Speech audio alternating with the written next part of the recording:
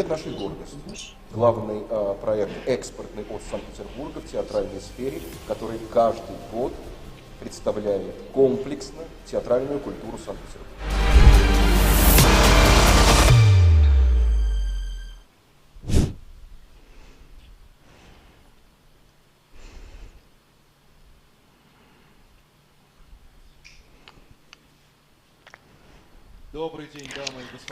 Good afternoon, ladies and gentlemen. Good afternoon, everyone who is online here as well. I'm Viktor Menkov. I am founder and art director of producing company Neva-Art. And I'm glad to welcome all of you here at the international conference dedicated to the problems of management and theater festivals amid contemporary conditions. Mindful of the pandemic, our festival drifts to online format. Notwithstanding the lockdown, we should retain connection between countries and to remain the online window into Europe. There are lots of opportunities for us there. For the first time, St. Petersburg theater seasons will be also available for all the residents from different regions. The conference convenes top-notch practitioners of festival movement in Russian Federation and that of the European community. I'm very glad and privileged to introduce our participants. Maria Rivakina, director of the festival, The Golden Mask. Since 2012, the Theatre of Nations director, laureate of the Prize of Federation and the State Prizes of Russian Federation, married to the Worker of Art of Russian Federation, Dubravka Vrgoch. Director General Croatian National Theatre in Zagreb. Since 2003, she is the founder and art director of the World Theatre Festival at Zagreb.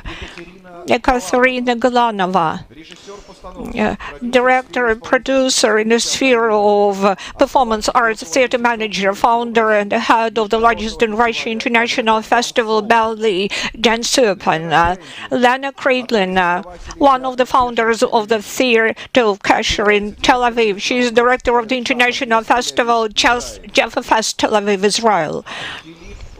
Philip Wula, director of the NET Festival, founder and director of International Summer Festival of Arts, Point of Access, Точка с доступом, Moscow and St. Petersburg. Svetlana Yanchik, member of the board of not-for-profit commercial association Art Fortus, Tallinn, Estonia.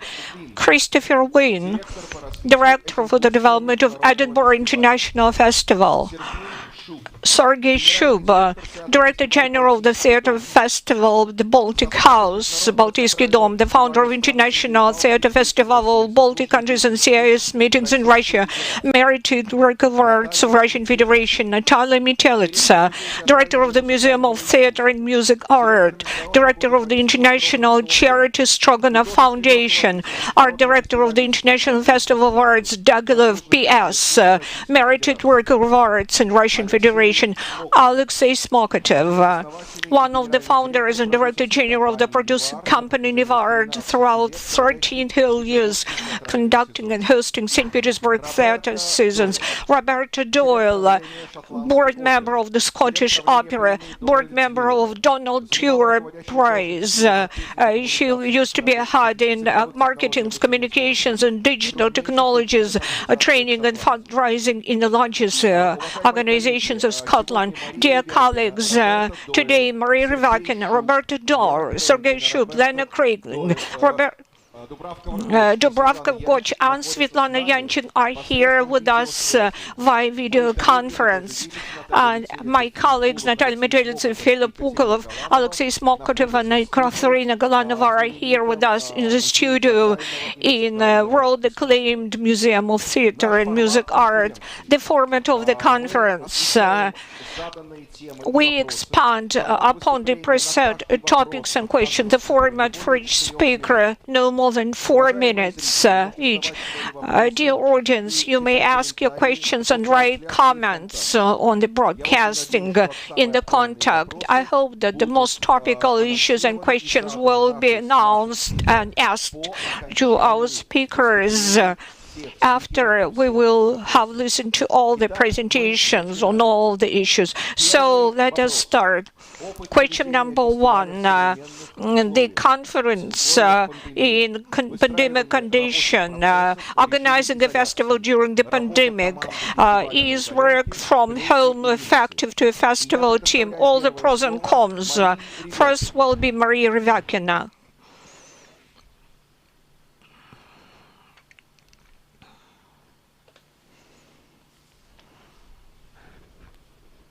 Слышно? Да? Добрый день, уважаемые Good коллеги. afternoon, dear Я очень рада colleagues. всех видеть. I'm very glad to see all of you. Хочу сказать, Виктор, And I'm here to мне say, кажется, что Victor, it seems to me altogether that the first topic, first issue, actual one with the other, it will be in online format. So my presentation will be very brief, and I'll articulate on everything which is related to the online, which is our evolving tradition. God forbid us from long pandemic, but nonetheless.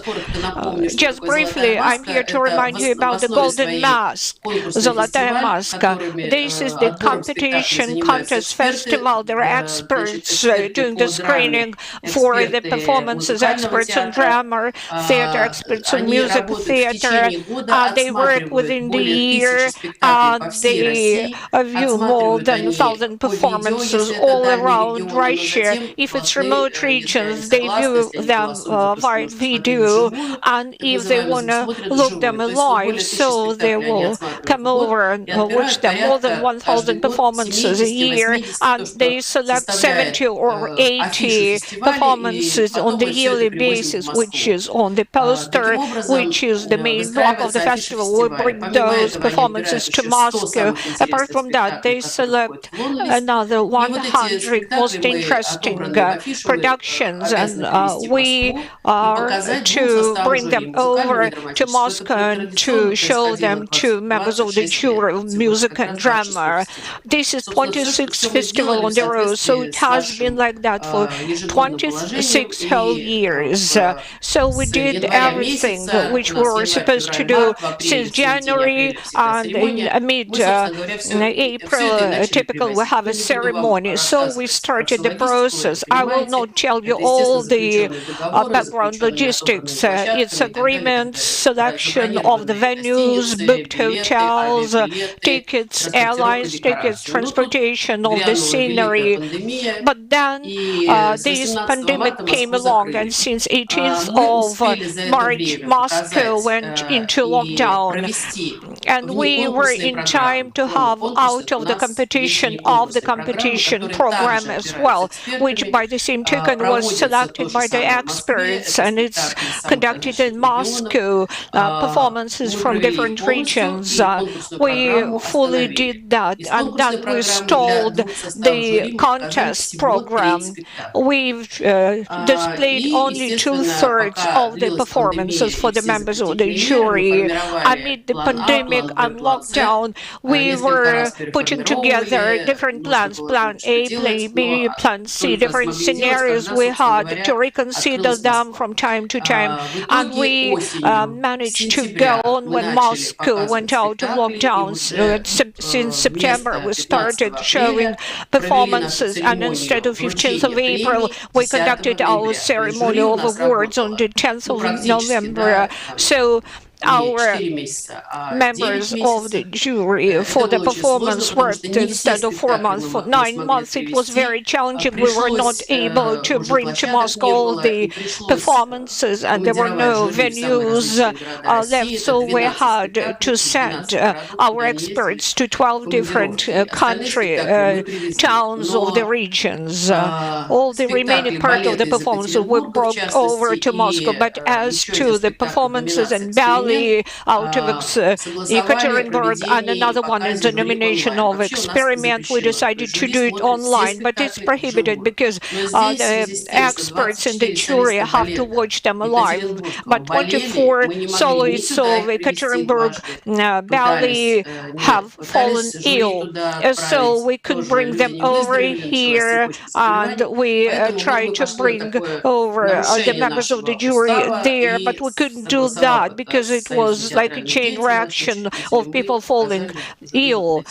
So we have shown those works 10 online. ноября мы провели November церемонию 10th, вручения we премий. hosted the И ceremony тоже of многие из вас знают, awards, что and эта many of you церемония know that вручения this у нас ceremony of приезжает awards около 400 человек по means всей that России. Это 400 people тысячный come along зал, from и, around естественно, мы Russia. собираемся вместе, It's the мы huge hall радуемся for вместе, мы 1,000 people. We get огорчаемся вместе, мы together, празднуем вместе. Ничего we этого не relish случилось. and Мы rejoice success решили делать together live, церемонию but that didn't онлайн, happen this time. So что, в we общем, decided помогло to нам go online, количество which наших was зрителей very увеличить helpful. не просто в The разы, number of а our очень серьезно. audience Например, у нас hiked хотелось several-fold. For уже 6 лет example, Golden Mask показывать for the спектакли 6 years онлайн has и been показывать спектакли displaying «Маска в кино». online То есть это номинанты, лауреаты performances. на разные спектакли. These are Это the очень серьезные nominees деньги. for Мы different снимаем performances. 6 We're съемок talking камер very с big профессиональными money here. It's режиссерами 6 и or даем 8 cameras, возможность зрителю professional либо equipment, в кинотеатрах professional смотреть, либо онлайн cameramen, на and различных платформах. performances are Так вот, если shown мы онлайн either за in последние 3 the года у нас было movie 480 houses тысяч or зрителей, online. то We used to have только один день просмотров 480,000 церемонии собрал spectators, but 500,000 one зрителей. day of this Подключились 500,000 ceremony зрителей по awards всей России. То есть, с одной стороны, для connected нас это было, конечно, 500,000 viewers невероятным from all шоком, around Russia, что столько nationwide. людей, которые хотели It was смотреть. an Более eye-opener того, for us номинанты that все были в many своих people were театрах или interested. в своих Moreover, квартирах, the кто болел. nominees И, were в in общем, their это была own такая theaters непосредственная in different regions or in their own радость тем, кто apartments получил if they were премию with в COVID. But своих it родных was стенах, great. что это, в They общем, were rejoicing наверное, требует that, явно and those какого-то who were серьезного winners of the переосмысления award, they и relished those дальнейшей cherished нашей работы. moments. Maybe we'll reconsider Что certain касается parts of нашей our work работы for на way out удаленке, into the естественно, что future. половина As офиса to работала на online work, of удаленке, и course, сейчас часть людей работает на half удаленке, the то есть office с помощью worked Zoom мы работаем, online, как и весь and мир. И by для the того, same чтобы token as the entire облегчить world, we are communicating все-таки via и дать Zoom, возможность людям, and in зрителям order посмотреть спектакли, to мы provide this обратились, opportunity of мы взяли watching, 9 of viewing the спектаклей, и, к performances счастью, for все the авторы audience, we согласились дать, decided to do that. дали разрешение 9 на бесплатные authors we показы turned ранее to записанных нами have given спектаклей the на consent for платформе free ОККО, of это наш charge партнер Сбербанк, display Сбер, of their и performances on на самом деле OKKO самым platform. сложным It's было our добиться partner and от авторов Sberbank as well. And согласия actually, на it was бесплатный very показ. К difficult for сожалению, us to несколько persuade спектаклей the нам authors так to и не agree удалось, to потому free что of авторы charge требовали show. денег, денег выплатить Some не of the могли, у authors нас не было на demanded это that we should бюджета, и pay. мы, We didn't have естественно, budget for that. We воздержались couldn't таким pay, образом. so Но 3 we месяца couldn't люди show some of the смотрели performances. But онлайн-показы, for кто 3 хотел, months, кто не people видел эти were watching спектакли. Так, online the Юра performances. отрубилась. Так, уважаемые коллеги, давайте мы тогда перейдем. Okay, dear colleagues, let us Хотя вы меня pass to. слышите, нет? Да, Мария, мы вас слышим. Это у вас что-то, ведь онлайн-таймер. Скажите вашим. Что-то у вас там происходит. Онлайн-таймер какой-то включился. Вот, значит, что нам тоже удалось What уже we managed to do осенью by показать еще the 3 autumn, замечательных we showed спектакля another 3 номинантов на платформах performances онлайн. by Это our Cyrano de nominees, Bergerac, Cyrano de «Преступление и Bergerac by наказание» Alexander Константина Богомолова. И Theatre, вот последний the показ, он performance идет, by они все Konstantin идут, и все на Bogomolov, and the платформах. last Это one, «Дети солнца», this is режиссера the Children Тимофея of Кулябина. Sun. The Что параллельно? Вы понимаете, what что was это не только parallel у нас together with конкурсы, вне конкурса у нас these performances, региональные программы всегда we also начинаются had с мая regional месяца. programs which И, usually честно start сказать, in это May, просто Господь and помог, frankly что speaking, мы just God helped в us 9 that we, городах in 9 смогли cities, we показать все managed программы, to которые show all the планируем. В programs 9 that we городах России, have начиная с planned Дальнего before Востока. in Russia, starting from the Far East area. Но все зарубежные But программы, as кроме for перевода all сюда abroad бельгийцев, это programs, мы успели в beside январе the сделать, Belgian нам program, пришлось отменить. Мы we had отменили to показ cancel. We canceled the израильского show театра of танца Israeli theater. мы отменили We Фауст театра cancelled Faust, Schauspielhaus, и мы the отменили Schauspielhaus, спектакль and we «Орландо» also постановки Кэти cancelled Митчелл. Мы не смогли Orlando перевести по понятным by причинам, Mitchell. объяснять даже не We нужно. couldn't bring, and the reasons were Вот. Ну и understandable. No need to explain them. So В заключение могу сказать, Finally, что в итоге I can фестиваль tell наш you that прошел. we Вот had просто мы все our дружно перекрестились. festival. И, We were very честно happy. We сказать, were поскольку работаем в lucky, режиме believed ourselves нон-стоп, to be lucky because то we worked сейчас у in a нас non-stop заканчивают regime. работу So экспертные now советы, the которые expert council смотрели вот is как about раз to вот finish этот their work, театральный who сезон were viewing закончившийся, and на самом деле, casting весной, the но по нашим season that меркам в have августе. just И 20 finished in ноября August будем and in объявлять афишу September. And by фестиваля October, с October 21 года, то есть 20th, we're going 27-й to фестиваль. announce our Спасибо. 27th festival. Thank you very much, Maria. Don't leave us. Your next speech is going to be at 1 o'clock. So now, our next speaker is Dubravka Vrgoč from Hrvatska, Croatia. Good morning to everybody. First of all, I would like to thank you, my colleague and my dearest. I found it really interesting to be with you this morning. So practically to tell just a few words about the festival, and then I would like to say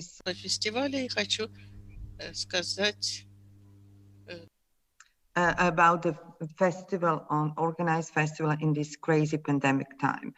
So practically we were very lucky to organize a half-part festival in live in Zagreb in September. We're supposed to have some performance during the first 6 months when Croatia has the presidency of European Union.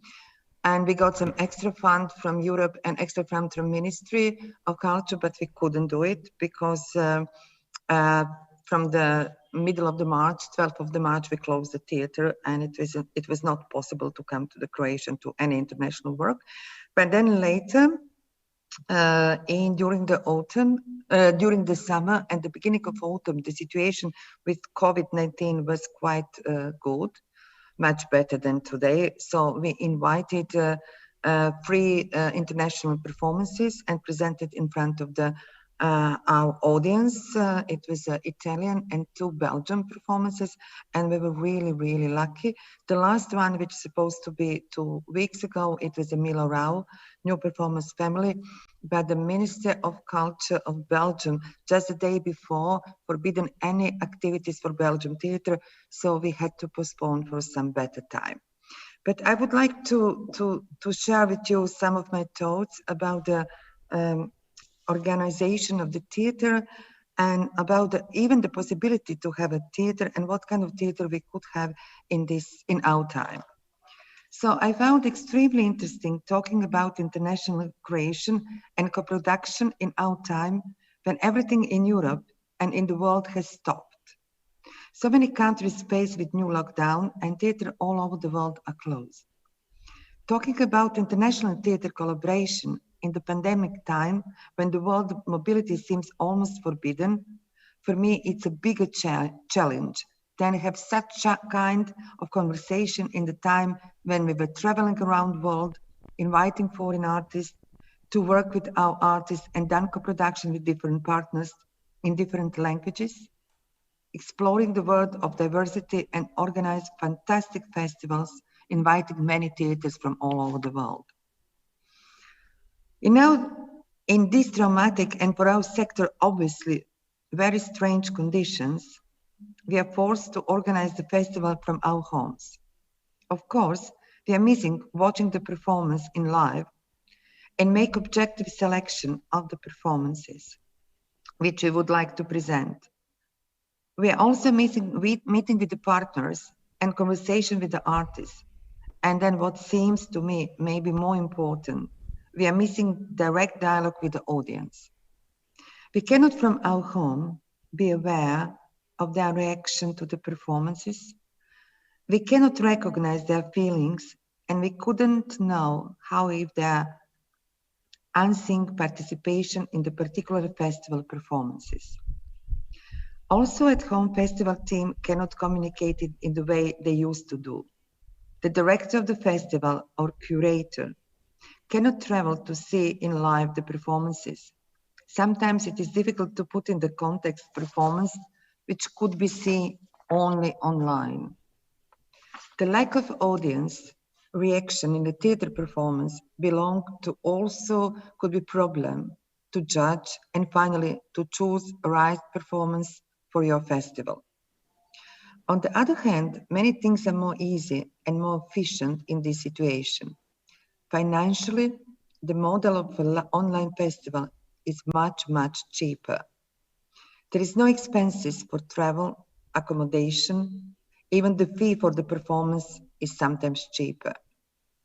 The team do not have any problem from technical side to find a right way for a performance to be suitable in the festival venue and to find some extra technical equipment.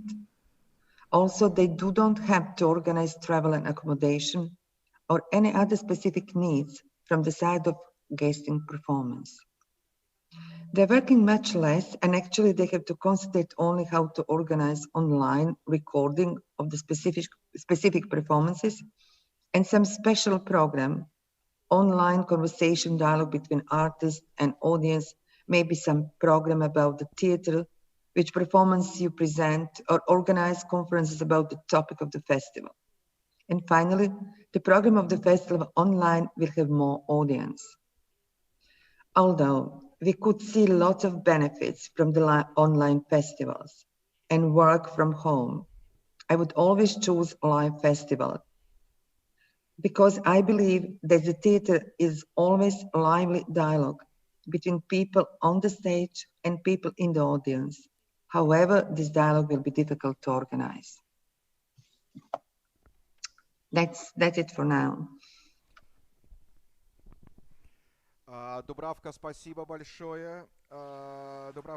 Thank you, Dubravka. Thank you, Dubravka, again. I'm speaking to you. I'm saying again, our dear speakers, we do not have more than 4 minutes, though I understand that the theme and topic is really very expensive. So, Alexei Smokotov, will you please? Это там пропал звук. Судя по всему, мы все не слышим. You don't hear? Alexei Smokotov, can you hear? Okay, good. Hello, dear colleagues. I'm very happy to welcome all of you. Natalia Ivanovna, thank you very much for your welcoming our festival. You've got beautiful paintings here. I understand and I agree that the theme is really very complicated, and the experience of festival is something that we can discuss in a format of online for a lot of time. But so the first theme is considers the working process while working remotely. I would like to speak more in details about that. As for isolation, we really were taken aback. And first of all, myself, because I was not here, I was out of Russia when everything happened. I was on vacation abroad, and before that, all of my colleagues, I'm speaking about Neva-Art, all of the colleagues were sent online regime, and initially we thought that it's going to take us just about 3 weeks to spend at home. But everybody now understands that it turned out to be much longer than 3 weeks. I was abroad, my colleagues were here in St. Petersburg, and we had to do something, we had to take a decision. At that moment we were busy with preparing our tour of Croatian National Theatre in Zagreb, and there's supposed to be a ballet, Death of Venice, to come to St. Petersburg, and we had to cease to cancel that performance. And in the condition of isolation, we had to build our work with our colleagues. The first what we had to do, or actually what we experienced, was the shock for everybody, because we had to rebuild our inner selves, because we got used to the routine just to come every day in the morning to our office. And over here, when we really started to work in a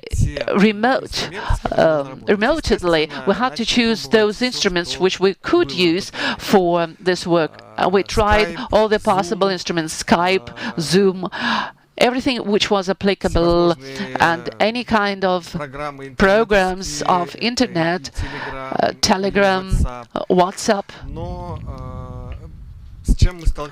And what we confronted with was that many of the programs really complicate our work. So we tried another system, and of course there were some difficulties, hardships, and we realized that we have to come to a unified program, and we made our decision for Telegram, and I can recommend this program because it's really very, it has many pluses, because there is a common chat, common channel where we speak to each other, and your colleagues can see everything what is going on, and of course they can very quickly and promptly take decisions on many different issues. It's very comfortable to make tasks and see them, their immediate implication.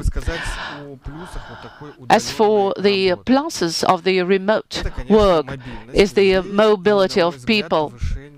And to my mind, it gives us high efficiency in the work, because people started to build their working day and count their forces. Of course, it didn't happen at the very beginning, but we still managed to come to this. Another pitfall that we managed, that the working day is getting longer. It doesn't have limits, and as a leader of the company, I really feel it.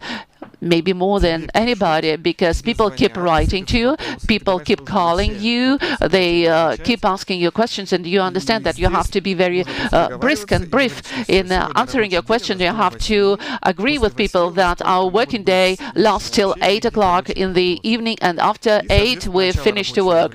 And of course we have to we have to agree when we begin our day. Suppose like we start working in the morning from 8 o'clock. There is so we had to regulate our working time. Another issue is that we happen to encounter during this pandemic is that people got more responsible for what they have to do, what they have to achieve, because coming to this format, I'm, as a leader, regarding relations with my colleagues and my people, if the way we used to work, it was that I bought their time, so now I'm buying their product. This is what they're already every day. It's not that every day they do their routine, but another thing is that they have a task, they have a period for this, the time limit within which they have to be able to cope with their work, and they have to present their product made.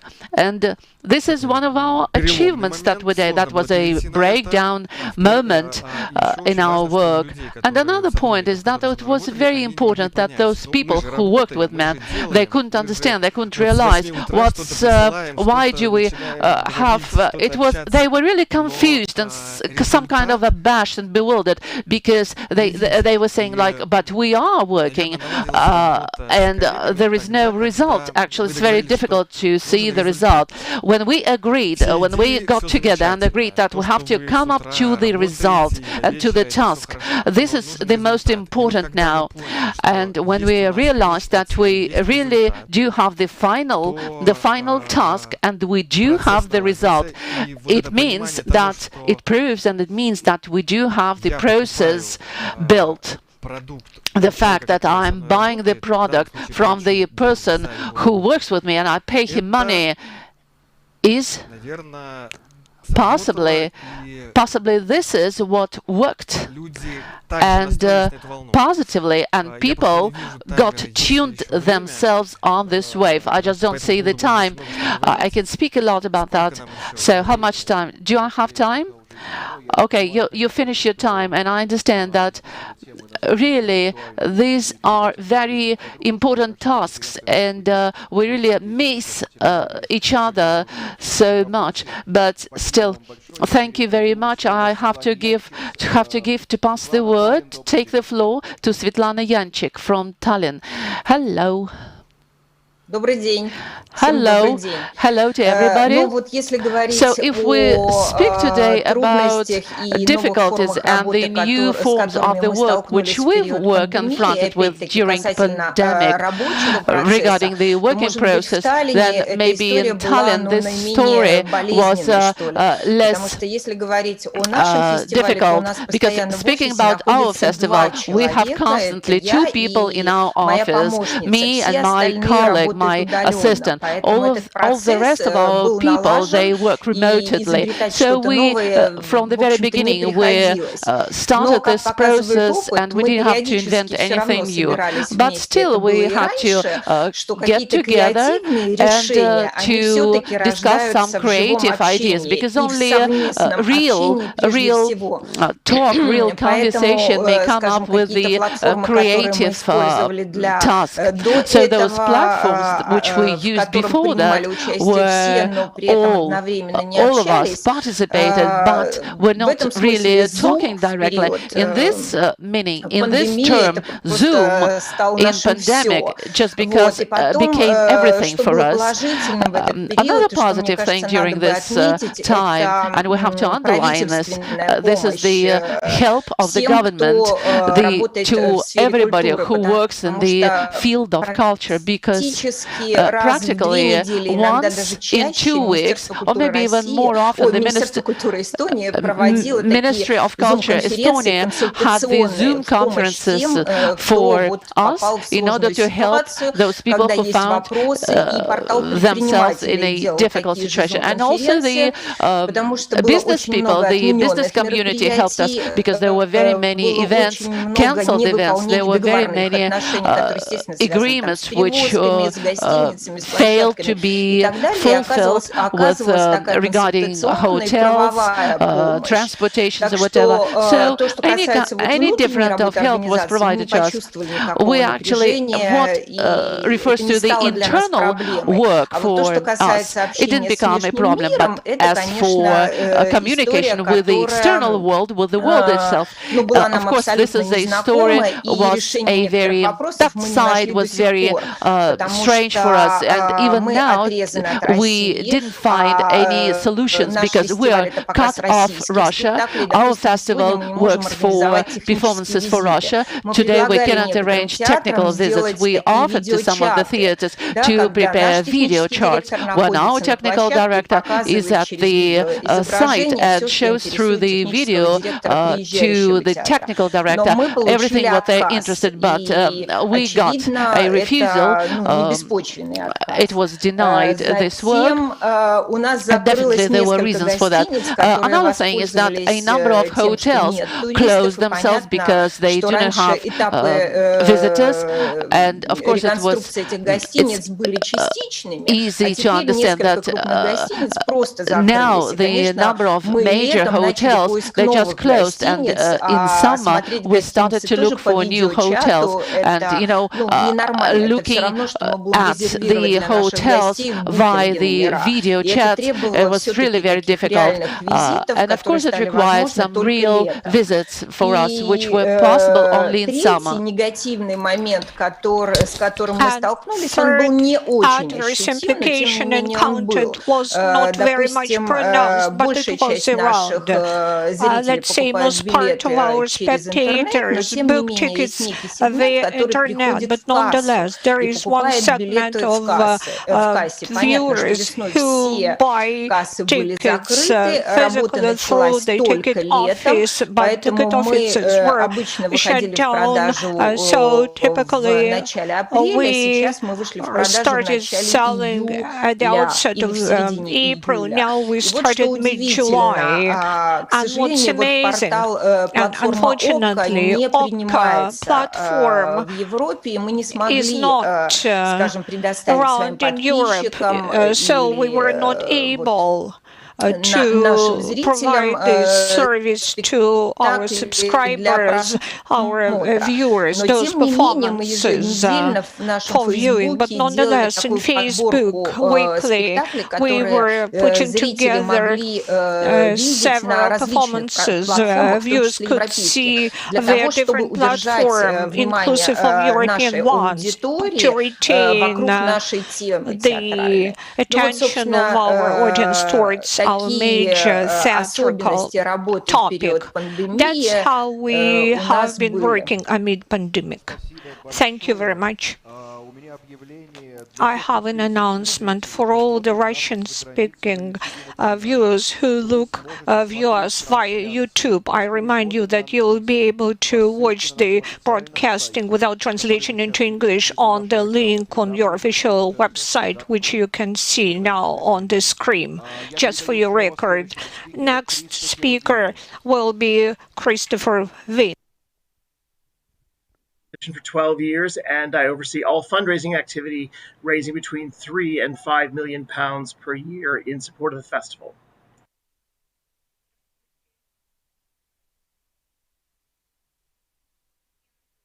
Zoom as well was very helpful in the course of that, and we continue to work remotely now, probably until April or May of next year. From the pros standpoint, it was efficient in terms of those points.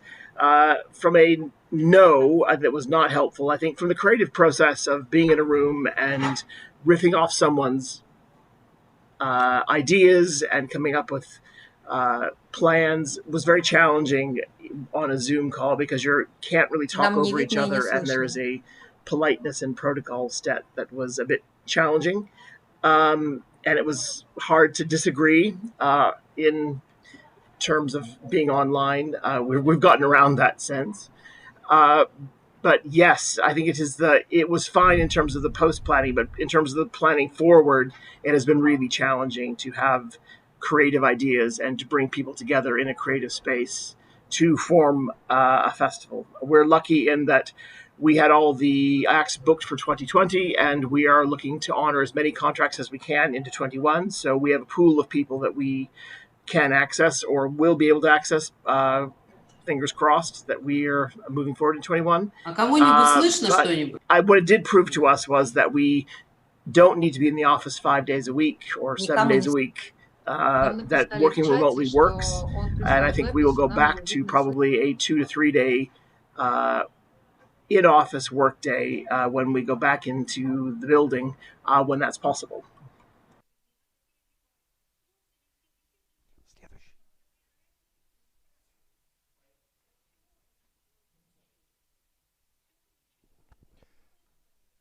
Напиши. Мне? Не слышу. Окей. Спасибо большое. Наталья Метелица, пожалуйста, к нам присоединяйтесь. Thank you very much. Natalia Metelica is getting on to us. Well, maybe I'll emphasize museum implications in what I'm going to say. We have got an exhibition typically, and we start preparing the exhibition 1 year before or even 2 years before. The exhibitions are time-consuming because there are entries.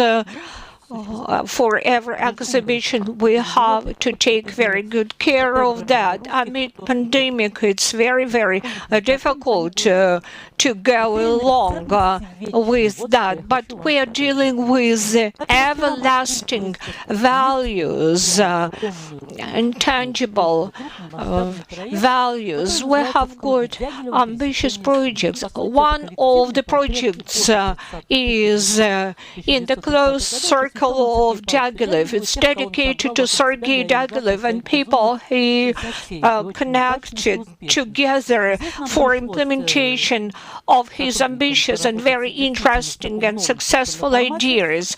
And we all worked in an entirely new format because typically curators of overseas collections and the Russian collections as well come along, but many museums participated in this museum. Out of them are 9 overseas: Spain, Italy, France, Belgium. Trust me, these are the countries which also locked down. Nonetheless, they all worked amid a pandemic.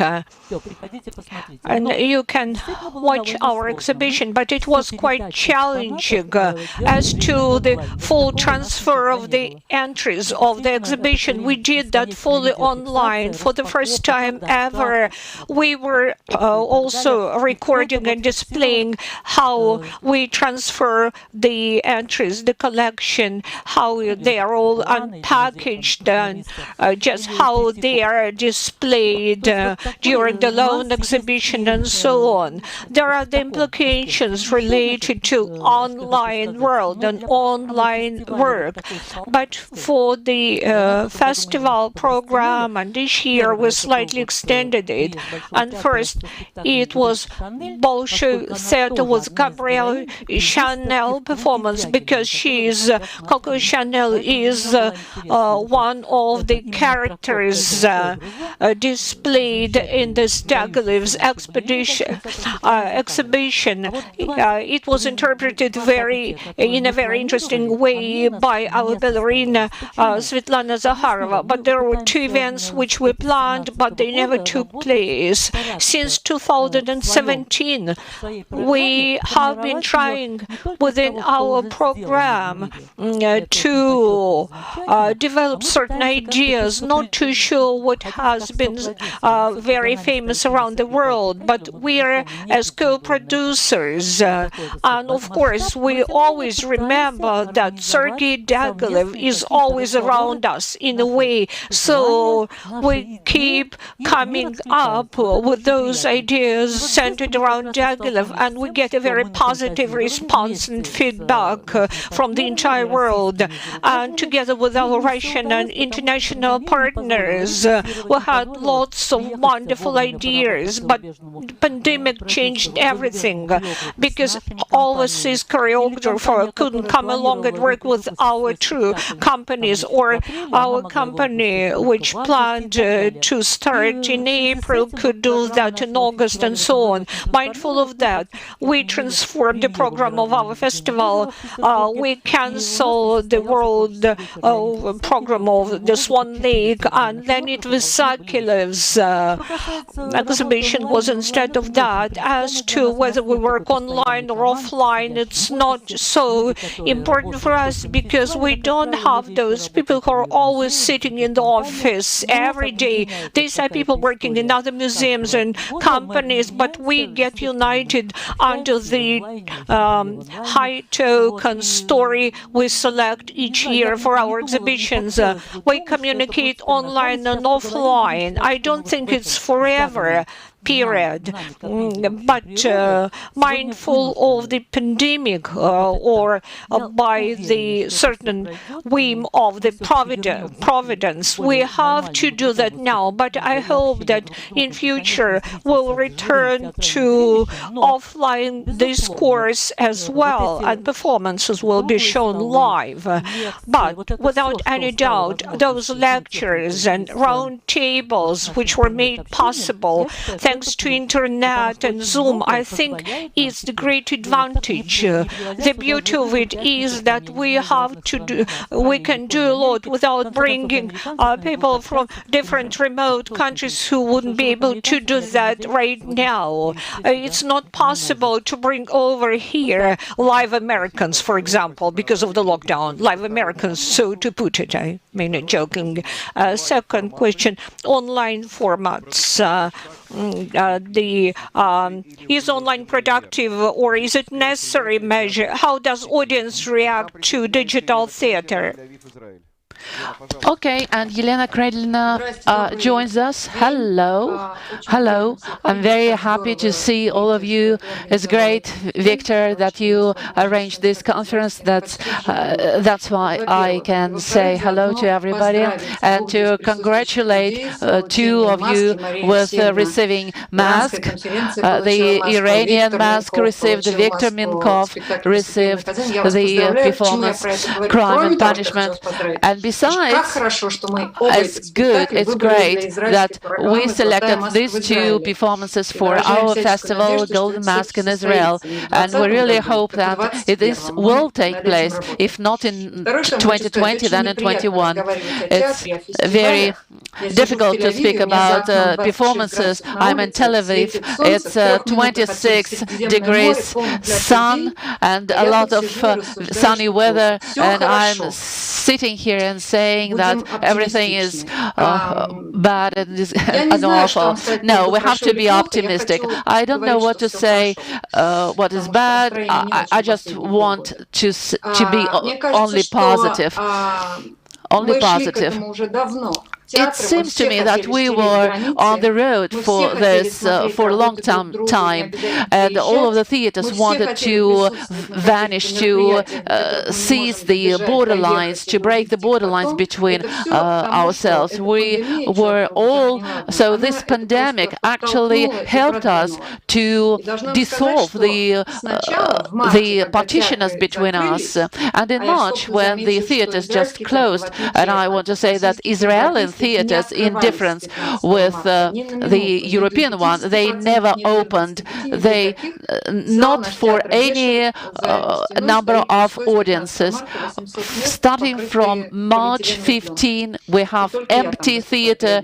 I'm the only one sitting there. So, of course, this creates really awful feeling. So we are looking for a new forms, and we announced the festival Jaffa Fest for 2020 online, and now in beginning of December we are about to open it, and we started to research some new territories. For example, we are now preparing two audio works. One is the trip around Jaffa, and another one is the audio performance.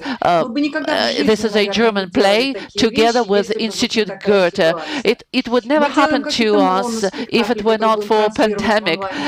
We are thinking about new performances for online format. It happened that Gesher Theater was very stubborn in constantly was cancelling, were making their performances were shooting their performances with 4 cameras, and we managed to offer these performances for our audience. Of course, it's not the same as to have a real contact with artists in the theater, but nevertheless, those people who didn't have a chance to see our performances, they started to watch our performances. Though, of course, arguments don't get quiet where the theater should exist, whether we have to be online or in the theater. At the moment, during this festival, 3 Russian theaters were very kind to let to our audience to see for free the theater. This is Brothers and Sisters, the small theater. We already have a waiting list for this performance. Then the performance Ivanov and the performance Bespredaniца. And this is, of course, not exactly the same as to be in the theater and to feel the breath of the artist. Still, I believe this is a very great chance, and I give a very deep bow to those theaters. We keep on working, looking looking for new forms. When we get back to our regular life, when we get together and can hear each other and feel the breath of each other. In any way, the online activity will still break through these difficulties and hardships, and we will continue with some forms. What I like most of all in this is the lack of borderlines. The lack of borderlines, and there is a possibility of constant communication. So this online, we can change this meaning of little provincial theater. We are not little provincial theaters any longer. All of us are theaters of the world. Thank you very much, Lena. And now I will give the microphone to Ekaterina Galanova, who joins our conference. Well, actually, we were the first who found ourselves in this situation. Less than for 2 weeks, we had to cancel some of the planned performances, and during that time, we had the festival in April. I will try to compile all the emotions and feelings, but I want to focus specifically on the effort to try to find pluses in our work.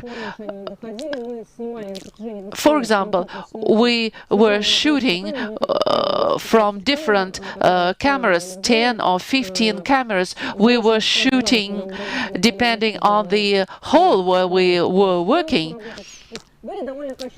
So we had really high quality recordings, and we prepared a product which understanding that there is this energy of the audience and the real connection between artists and the audience, we tried to think it over and to brainstorm what are the ways out. And we realized that the person who is at the screen, he can be interested in some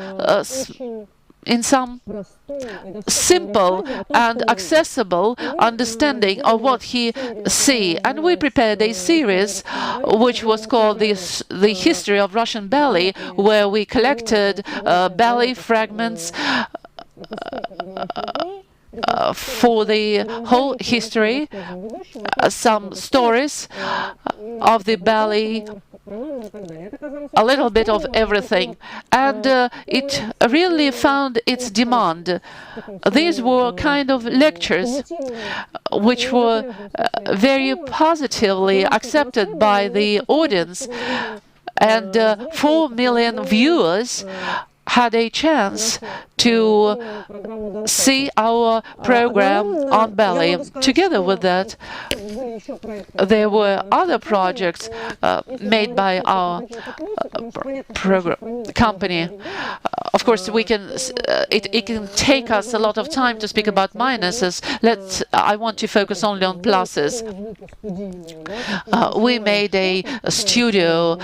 When you shoot something on purposely, then you can try to create different kind of quality when you have viewers, remote viewers, from the point of view of the vocal and the voice. Then the quality of the concert is better than if they were online made for the audience. Speaking about additional difficulties, I think that all of you confronted with that. That is the author's right. Of course, like in usual life, we make the agreements and the contracts with the authors, and when we pay royalties to the authors, and then we It is, everybody knows that when we started to work online, it happened that there are thousands of people in online. We can just show the online, which we cannot record, which we cannot get back. We cannot stop it. Or, for example, this is a performance that had to be at a certain time. Then it is really very difficult to regulate the author's rights. So we were really confused. The situation got chaotic because it was possible to understand it in a different way. So I would like to ask the organizers of this conference to maybe to continue thinking about the author's rights, because this aspect became a reality, because life changed.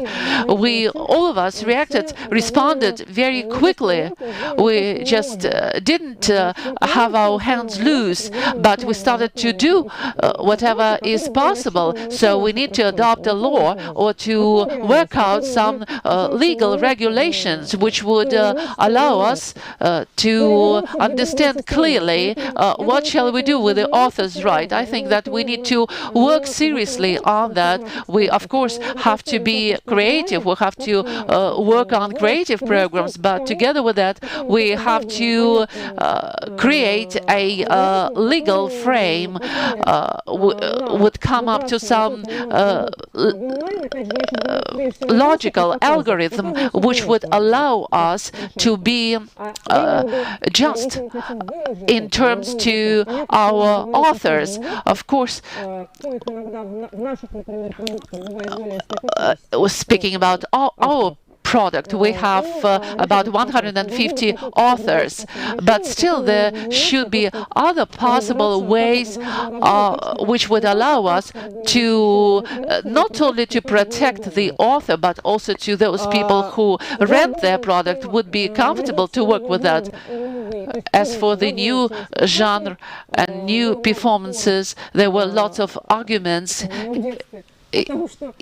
about whether it is good or bad to make performances. But in any way, if we want to have interested audience, we need to consider hard the following issue. If we want the performance to be same interesting as the movie, then it should be shot as the movie. Then just to put up cameras in the theater, 4 or 3, it doesn't matter how many cameras, it won't work. If we want to turn the performance in the theater into the movie product, we need to apply same techniques as those which are used in the movie industry, film production industry.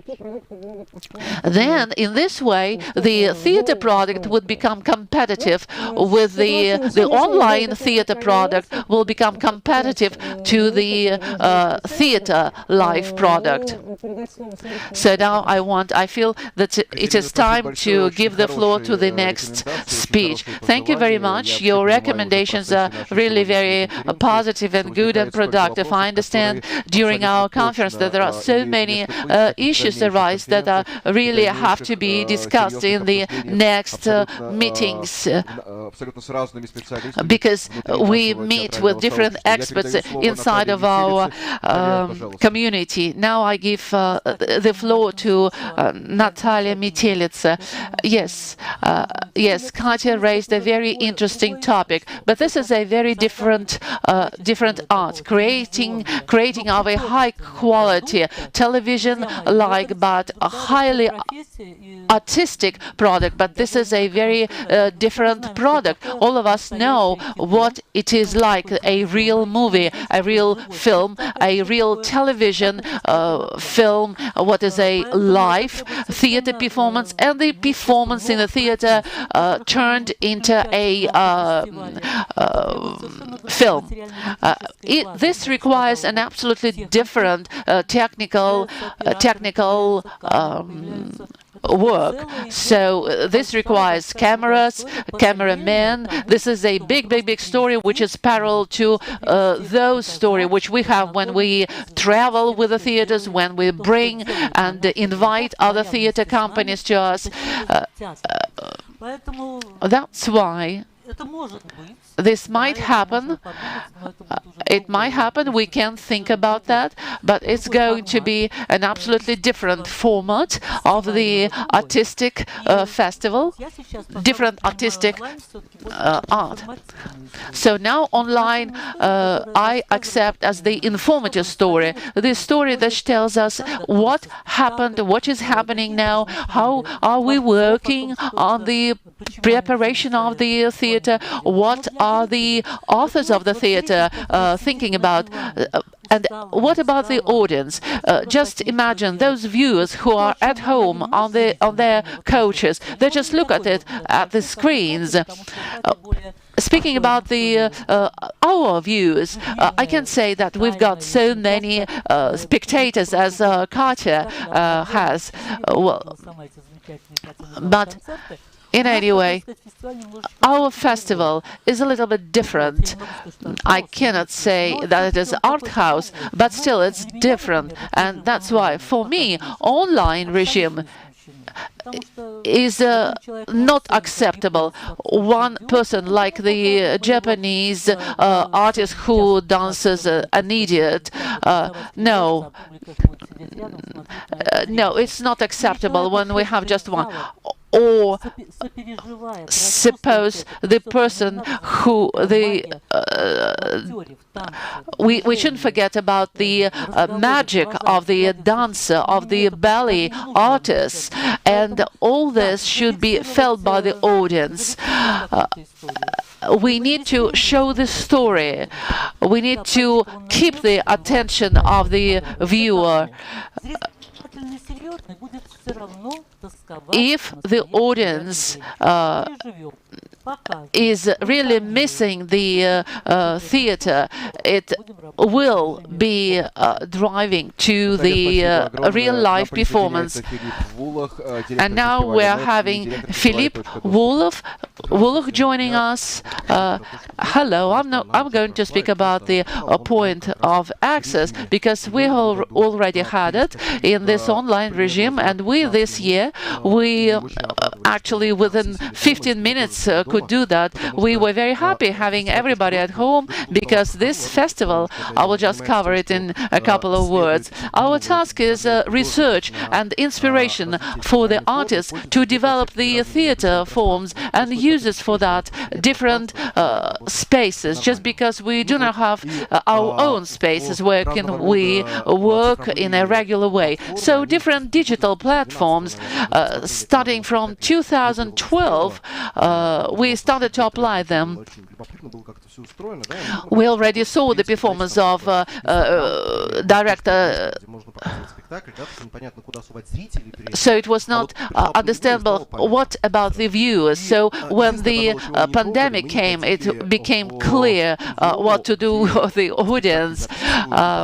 We didn't try to record our performances, because we thought that this doesn't have anything to do with the performances, but any other forms of the digital or telephone or analog or communication between the viewers and the artists, they were really very welcome this year. And because now in this section we speak about the spectators' feelings and their attitude and the role that spectators have, there is an opinion which I want to share with you, is that the most unexpected for me and unusual thing for me was that when you watch this kind of product, this new digital digital theater, you remain to be the viewer one by one with your device, one-to-one, with the help of which you join the virtual space where the art is being created. So if we try to look to find some comparisons in the everyday life, when people stay one-to-one with their device, then of course it's more now it's very much akin to computer games. When you're working on the computer, you're playing, you're on the one side, on the other side there is the algorithm, the machine, digital machine. But in online theater there are alive people on the screen. It's a very big difference. I'm not very contemporary about what computer games are all about. People 15 years my junior were telling me that when it's a computer game, you're deeply involved to it, and they think it's alive people you interact with. It's very deep immersion. I talk to teenagers. They say there are no professional actors. It's like the form of self-expression for everyone who is playing computer games.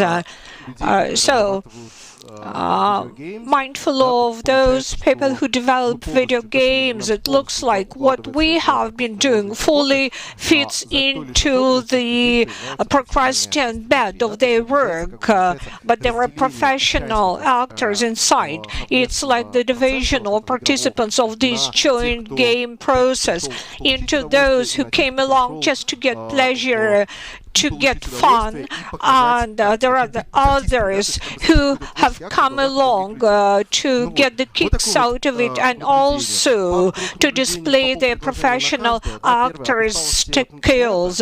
As to internet fatigue, oftentimes we see that things get out of hand when it's online performance, or we are very tired to communicate with each other via devices. We are aware of it. But I'm here to say that there are lots of people who are not bound by that because their work is less connected to communication via devices. IT friend of mine says it's just great, he finishes the work and then he remains glued to a computer just for pleasure and just for leisure. Another thing, viewers dislike very lengthy online performances. 40 or 50 minutes is enough, but the amount of impression is great. When you come along to a theater and it's a wonderful journey around the venue of the theater, in the recess you visit the buffet, and about 40% you sit in the audience looking at the stage. But when you're in a digital theater, 40 minutes online, that's a lot. Time flows differently there. And another observation of mine, just to be outspoken, if in a normal theater, so to put it, we don't want to say offline theater, Boris Pavlovich strictly forbids us to say offline theater, but there are situations when a playwright or a stage director ends up not being right, but being very charismatic. They command everything. When a live person is doing something real in front of you, that makes up for maybe some mishits as well. Offline performance is someone akin to a movie. Slightest mishit or mistake or misaction of the performer, that's what the architects of digital performance are saying. They are telling us how people should interact with each other online. One mistake or mishit of the specialist will be devastating because everything will stand out. We don't know what we can do to offset small mishits when it's digital. I've got a lot more to say, but I'll stop at that. Thank you very much. I would like to connect Maria Rivakina to go against the timeline for us. Maria? Maria Rivakina. Yes, I'm here. I've been meaning to recap on what my colleagues were telling us about. Number one, I agree with what Chilena Creighton is saying. Of course, we prefer live theater, but nonetheless, the pandemic played a very strong role in the development of theatrical art. Amid pandemic and lockdown, many theaters went online with their performances, not just performances shot for camera. They were written by playwrights exactly that way since the very beginning. It's a fascinating experience. When you watch this, you are part of it. You are watching it like you are from within. Another example is the Theatre of Nations. Online, it supported the audience. They had meetings with actors. They arranged quests and workshops how to invite directors, how to make such performances that extends the viewer audience. A vivid example, BDT Theatre, BDT Digital, what Andrei Maguchev created with his team. Actors were online, but it was digital project featuring 6 million viewers. Amazing, spectacular growth of a viewer audience. As to what Katerina Galanova said about creation of different versions of performances. First of all, this experience has been around in Russia since long way back, since 1970s. There were TV versions and TV performances, but it was not about the number of professional cameras doing the shooting, but it's all about the team invited for shootings. As to the Golden Mask, we have got professional directors, stage directors. It's 6 or 8 cameras, cameramen as well, and for each camera we have got strict prescriptions, and everything is controlled by a stage director. Let's say Andrei Maguchev or the other stage director. They are promoting those video versions. And for the first time when we started out, we started the Golden Mask program in the movies, broadcasting performances in European regions of our country. And then we invited as an anchorman, famous influence, famous person. He was anchoring that and interviewing actors, and people in the audience are also viewing the audience hall in the movies. It's wonderful discourse in Moscow whereby people can get into the theaters inside, but they should be in the balconies. But movie houses have always been packed full in Moscow. Now we have to observe social distance. When they were broadcasting of Fomenko or Theatre of Nations or other performances, it's amazing opportunity for people in remote regions to watch the performance, and they know that this company will never ever come along. It's the remotest place, a small settlement. People go to the movie house and they see close-ups of famous actors. That's really something. So the Ministry of Culture has been channeling money for us for that, to help us, because it's the cultural heritage. But also we have sponsors because it's expensive. Thank you very much, Maria. Alexei Smokotov.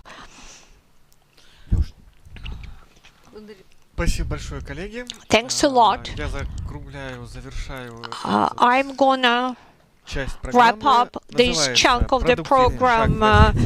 This is about, is this a forced measure or is it productive? I think this is the emergency measure which entail development. St. Petersburg theater season went full offline this year, and we extended the borderlines, not geographically, because previously it was only watched by the residents of those cities and capitals whereby we were coming along. Now for all the internet users, that means everyone, they can view that. It's the Russian regions, and I would like to refer to another festival of ours, which by the same token extended geographic borderlines and spectator ones. It's our festival, Children's St. Petersburg. It's the program for children, which will be held between December 5 all the way up to December 13. It will be online as well, and this time it covers more viewers, and the festival program is structured in a very handy way. It's the performances shot by the video, there will be video broadcastings, and it's tours around the museums.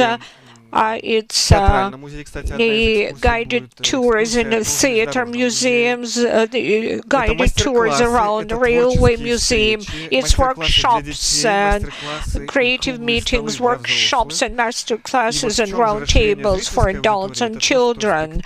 We outreach way more people because also body language will be used also, and all the performances will have subtitles as well, and children with impaired hearing function will be able to watch and to understand everything because there will be the third translation with special body language specialists. We have got joint project with Sberbank, and there are specialized platforms, and first of all, we decided to come along with entirely new and novelty product, and we already have the feedback about it, and we need more feedback with other colleagues of ours about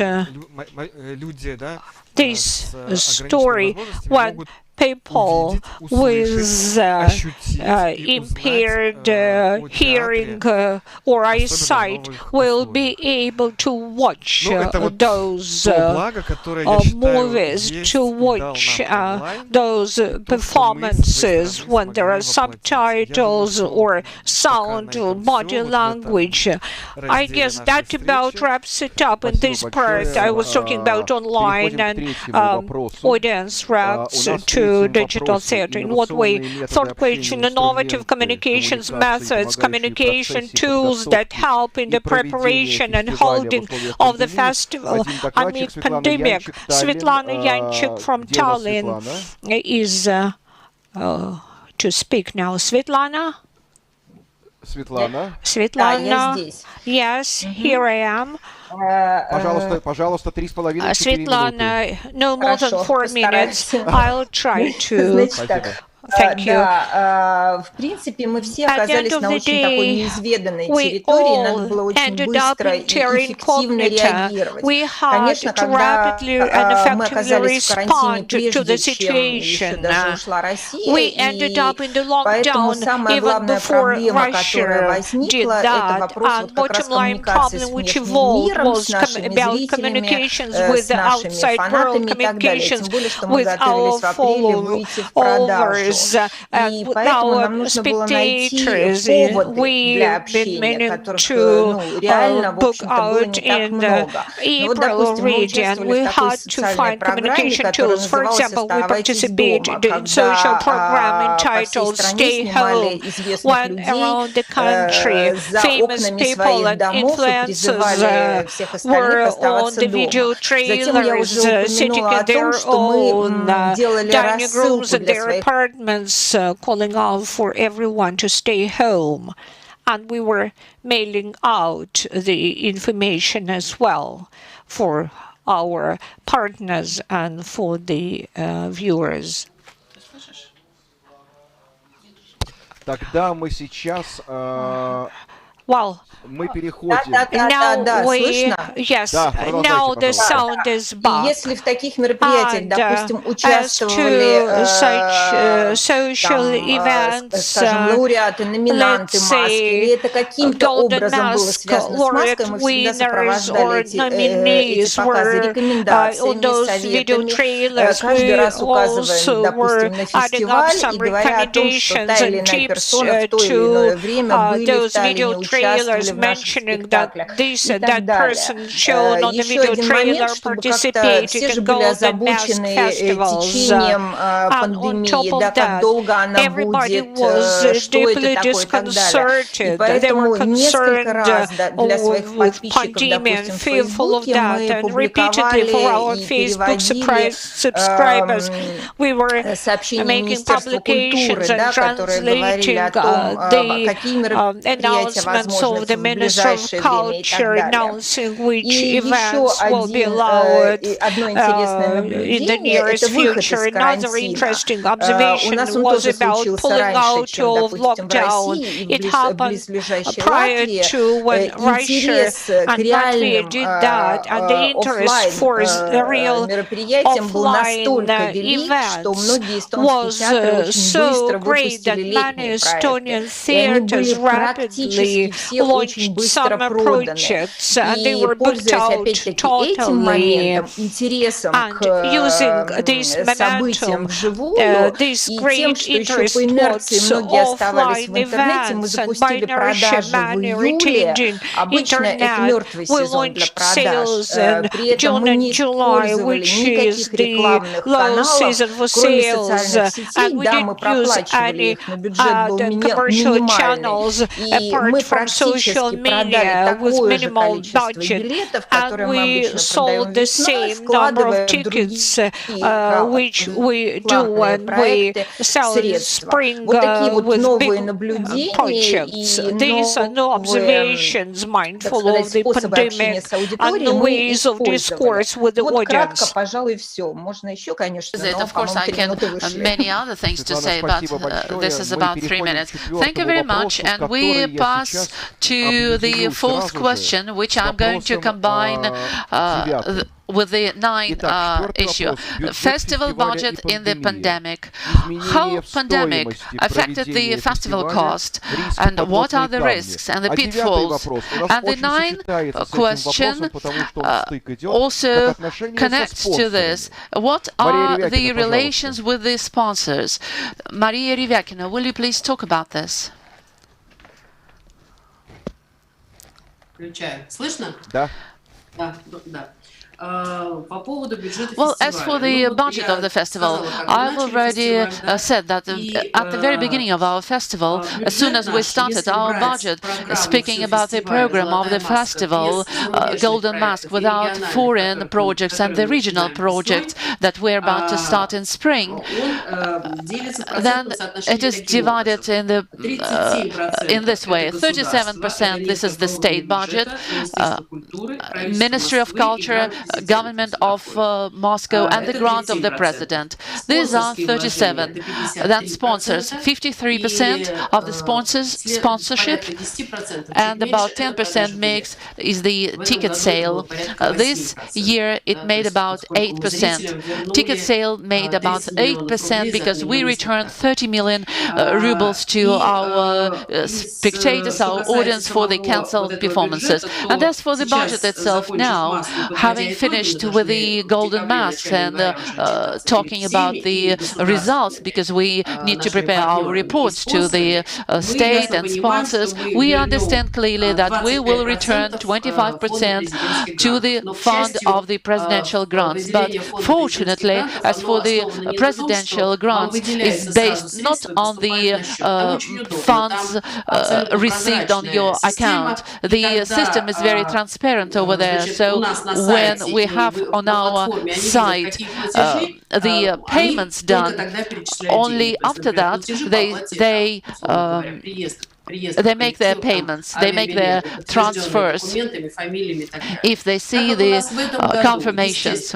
So because this year the amount of money for payment the hotels decreased tremendously,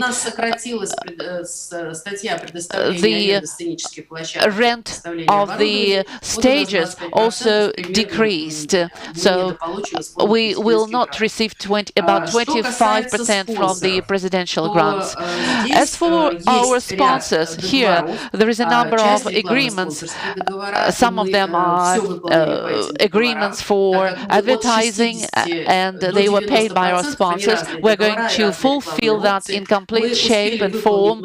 We've already covered nearly total amount of that. We're about to finish in April. And the rest, we signed our contracts for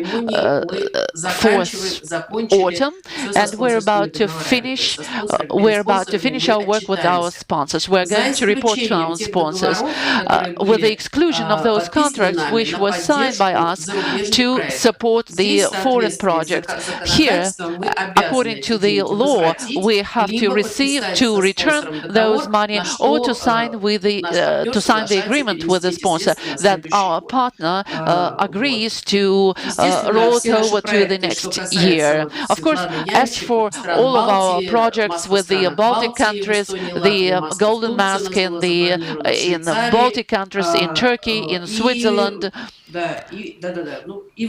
and in Israel, of course, unfortunately, we had to cancel those projects and to pass them to switch them for the next year. As for our work with the sponsors, I again repeat that we fulfilled our obligations, but we still have our projects when we work together with our partners. What Alexei has just talked about, this is Sberbank.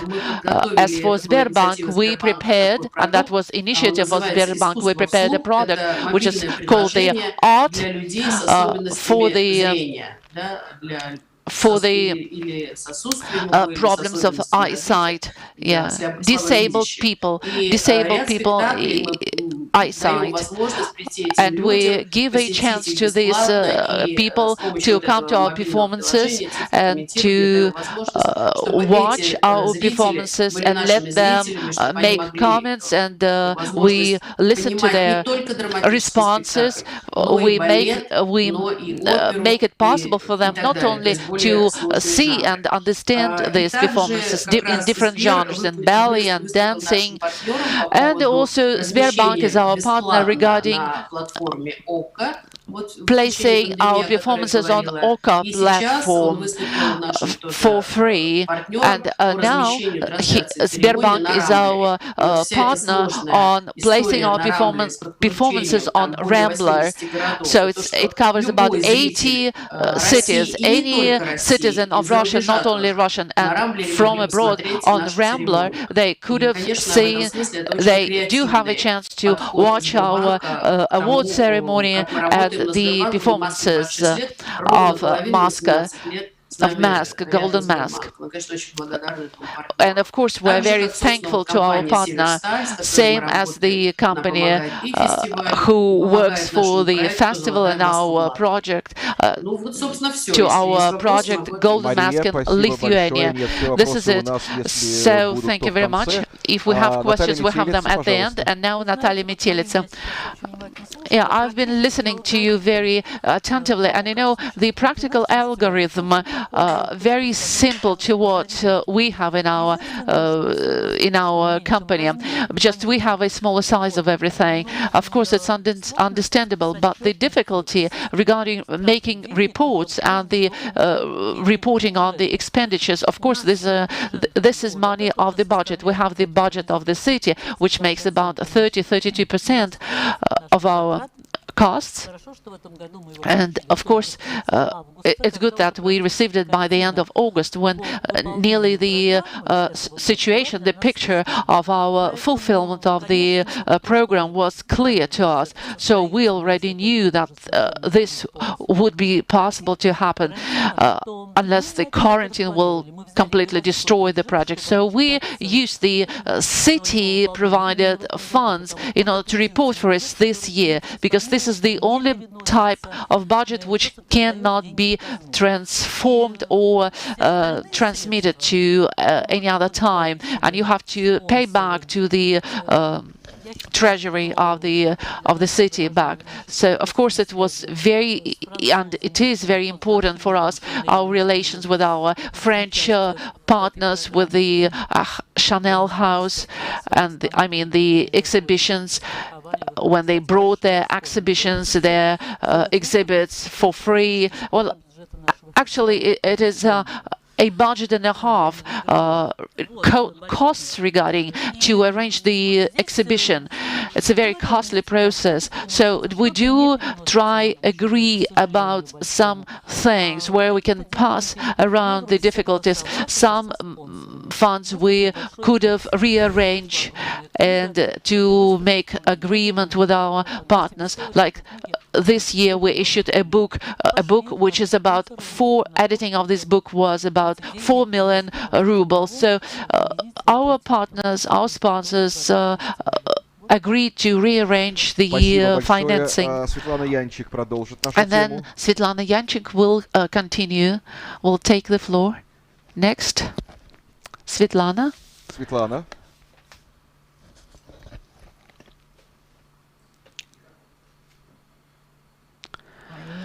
Да, все, спасибо.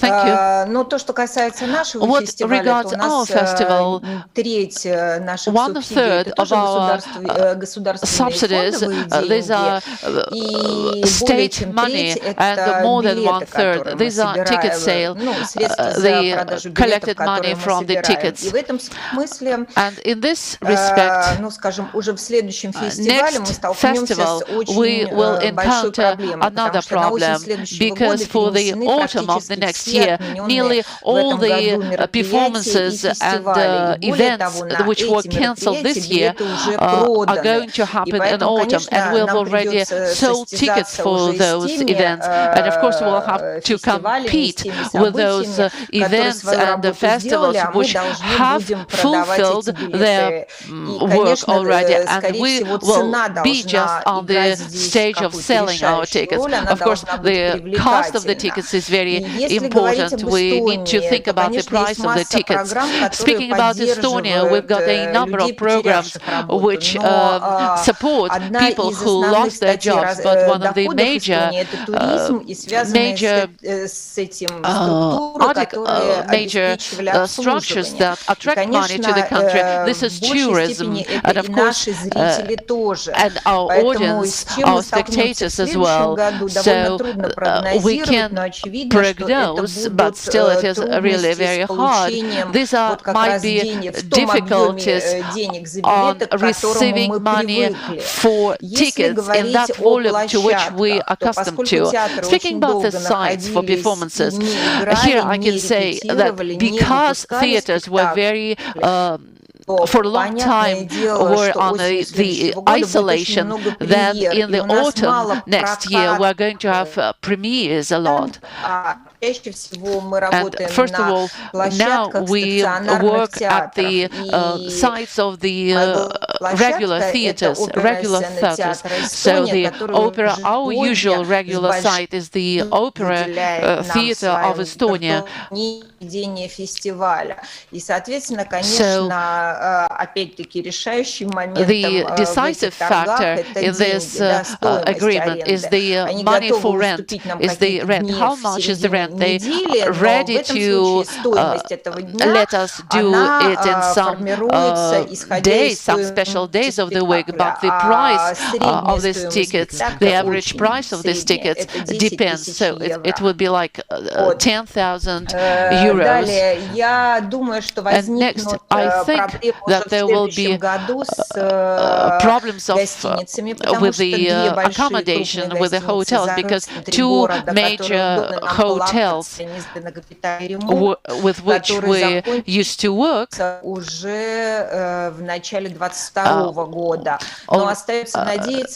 will finish their restoration works by the 2022. So the travel, the industry will still be trying to restore themselves, and they won't get back to the same pace together with us. So I hope we will get a chance to have those hotels for accommodating our spectators. Speaking to our reports and covering how we paid back. So this year, the state dotation and donation covered even for those events which didn't happen. As for our sponsors and our donors, then practically with all the sponsors, we made agreements for the next year. None of them required money back. So briefly, this is a description of this situation in Estonia. Этот вопрос у нас сейчас осветит Алексей Смокотов. Now, Alexei Smokotov, same question. Да. Бюджет фестиваля. As to the festival budget, well, I would like to mention different tripwires and with the festivals, tripwires and pitfalls with the festivals. First of all, it's wobbling ruble-dollar exchange rate. We're pegged to that. Change of the event forum is always about the change in the budget. In our case, we started being prepared for that, mindful of St. Petersburg theater seasons. We have embarked upon preparation of it in online format, and our budget was fully pegged to that. As to different pitfalls related to that, well, it's different technical implications. We should have very good equipment, very good signal from the internet. We all encounter that time after time again. Bottom line, pitfall of all online programs is about wobbling ruble-dollar exchange rate. Now we keep to the currency corridor in our calculations of the budget. As for the budget of St. Petersburg theater seasons, up to 95% is the budget of the St. Petersburg city. 5% it's leverage means, but mostly it's sponsors. No, let me explain. 90% it's money from the budget. 10% it's sponsors. Not loans, it's sponsors and some entities who support us. They work on barter terms with us, like we help each other in kind. This is about pitfalls and just tripwires, and also the recovery and reimbursements for the product we launch, because the problem of the documents on the basis of which we are entitled to getting funds are not yet adjusted to the pandemic situation. I'm referring to the funds channeled to us from the city budget. But I guess this is the question for the next session, so I'll finish at that. Thank you very much. Alexei Christopher Wynn, Director of Edinburgh Festival. Relationships with sponsors, communication, funding reports. What are the sponsors interested in the online format? Has anything changed in comparison to holding a festival offline? Yes. So with us moving corporate sponsors into resilience funding into 2020, we had to go back and say, look, we're not doing a festival. Are you able to continue to support us and put your donation towards the resilience of the organization and keeping us afloat during this time period. Some rolled it over into 21, some gave us the entire amount. In some cases, we got some of the money, and we then branded their sponsor logos onto our new online content that we weren't doing before that. So there were a lot of different paths to that. What became clear is that most of these sponsors needed to create content anyway for their own media channels, so that we were able to take their resources in terms of their digital channels, their video teams, their expertise of their experts, doctors, economists, and include them into content that was a real good mix between art and commerce, and come up with some kind of really meaningful conversations with that. So that was a good point. What also was that we got bigger audiences and bigger cut through for brands, in that in going digital, I think we had 1 million single use views of our website, which is something we've never seen before in terms of our online content being put up, our views online. So we had a big step forward in that, and I think so. And then hence the logos and the sponsorship of some of those companies were magnified in a really interesting way as well. In talking about it further, I think we are now talking to companies about the road to recovery. So Festival 21 will not be a regular festival. It will probably be a mix of digital and social distance performance, maybe some outdoor performance if we can make that happen. But really, in our sports supporters and sponsors, we're saying this is the road to recovery. 21 will be a building year. 22 will hopefully be back to a normal festival, and it is our 75th anniversary, so we've got something to celebrate.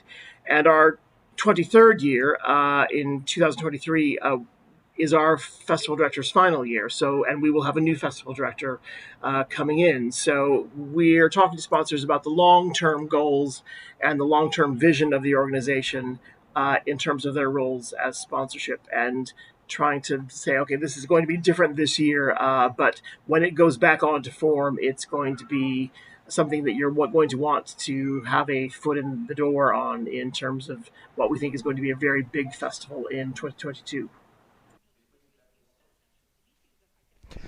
Друзья мои, собственно говоря, мы переходим к 5-му вопросу. Рождение нового продукта в условиях ограничений, come up to the different question, and what are the other projects possible during the festival? We will connect this with number 7. How can we, and I give the word to Catherine. Colleagues, I would like to, I was really trying hard to wait to answer to Maria. Maybe it was not clearly said before. Let us get back to the television performance. I didn't say that it was bad. I just said that we do really need this format. My main idea is that the fact that what exists today is great, and I do not diminish the fact that we turn performance into a good movie product, and a big number of directors make a perfect product. But my idea was that we've got a very simple comparison.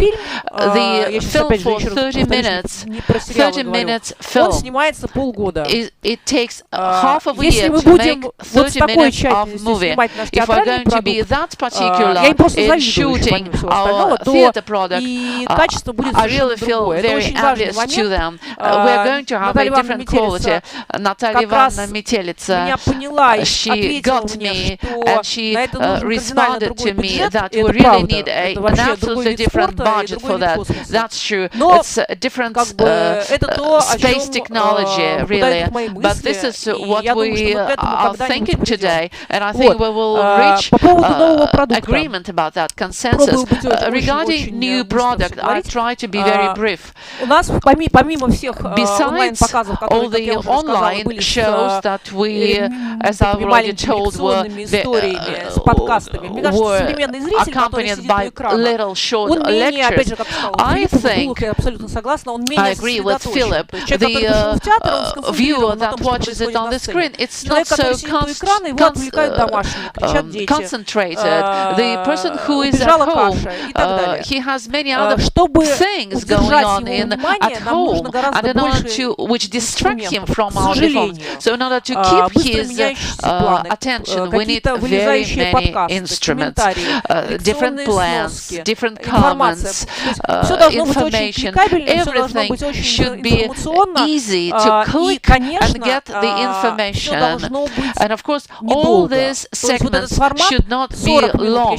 So this format of 40 minutes is really optimal, and maybe even 30 minutes. And besides educative tasks, we also think about inclusions from the backstage area.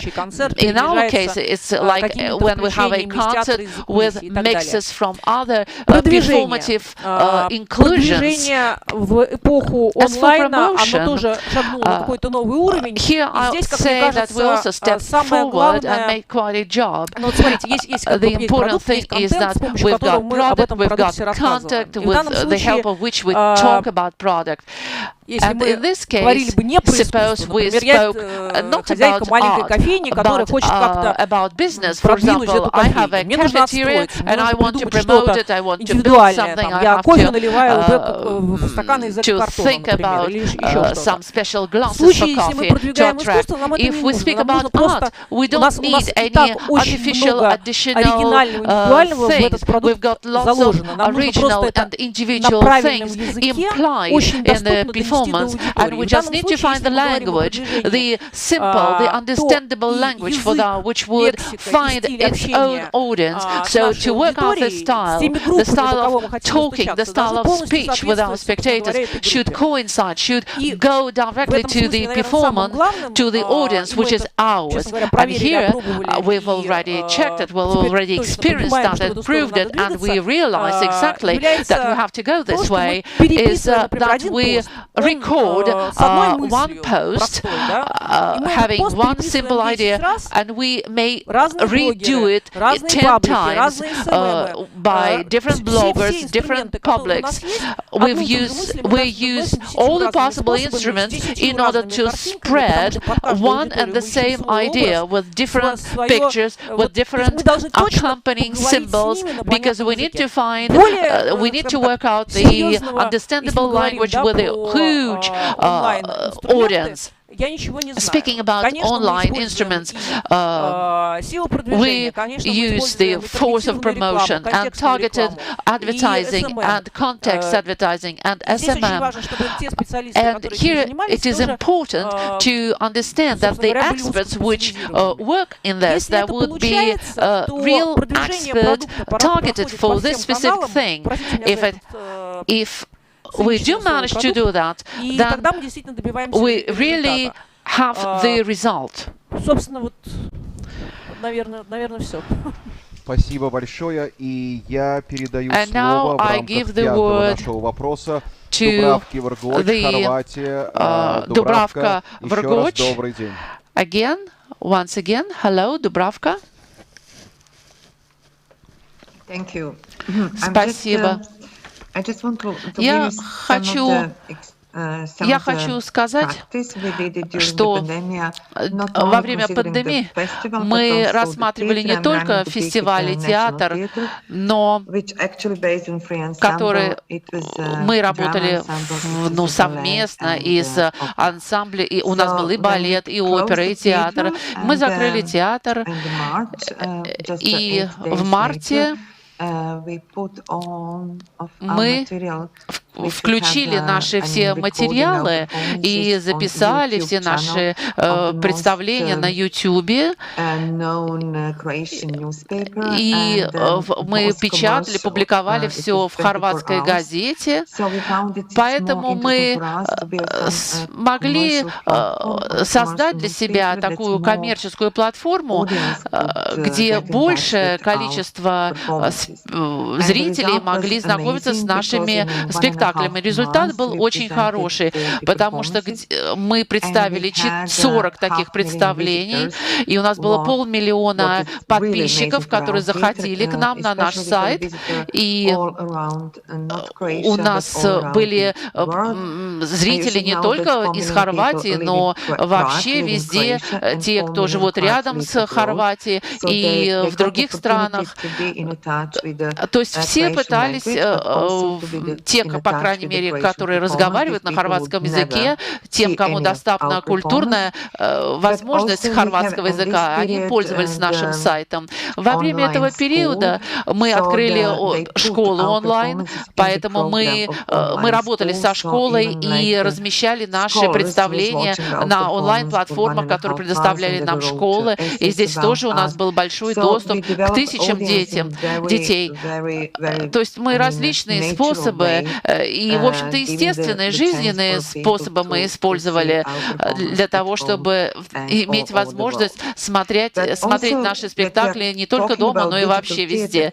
on some new digital form, Ну, we конечно, если later мы говорим о use театре сейчас, он связан с online, новыми or we цифровыми actually use формами, this platform и as a Zoom мы используем for Zoom. rehearsal of our performance.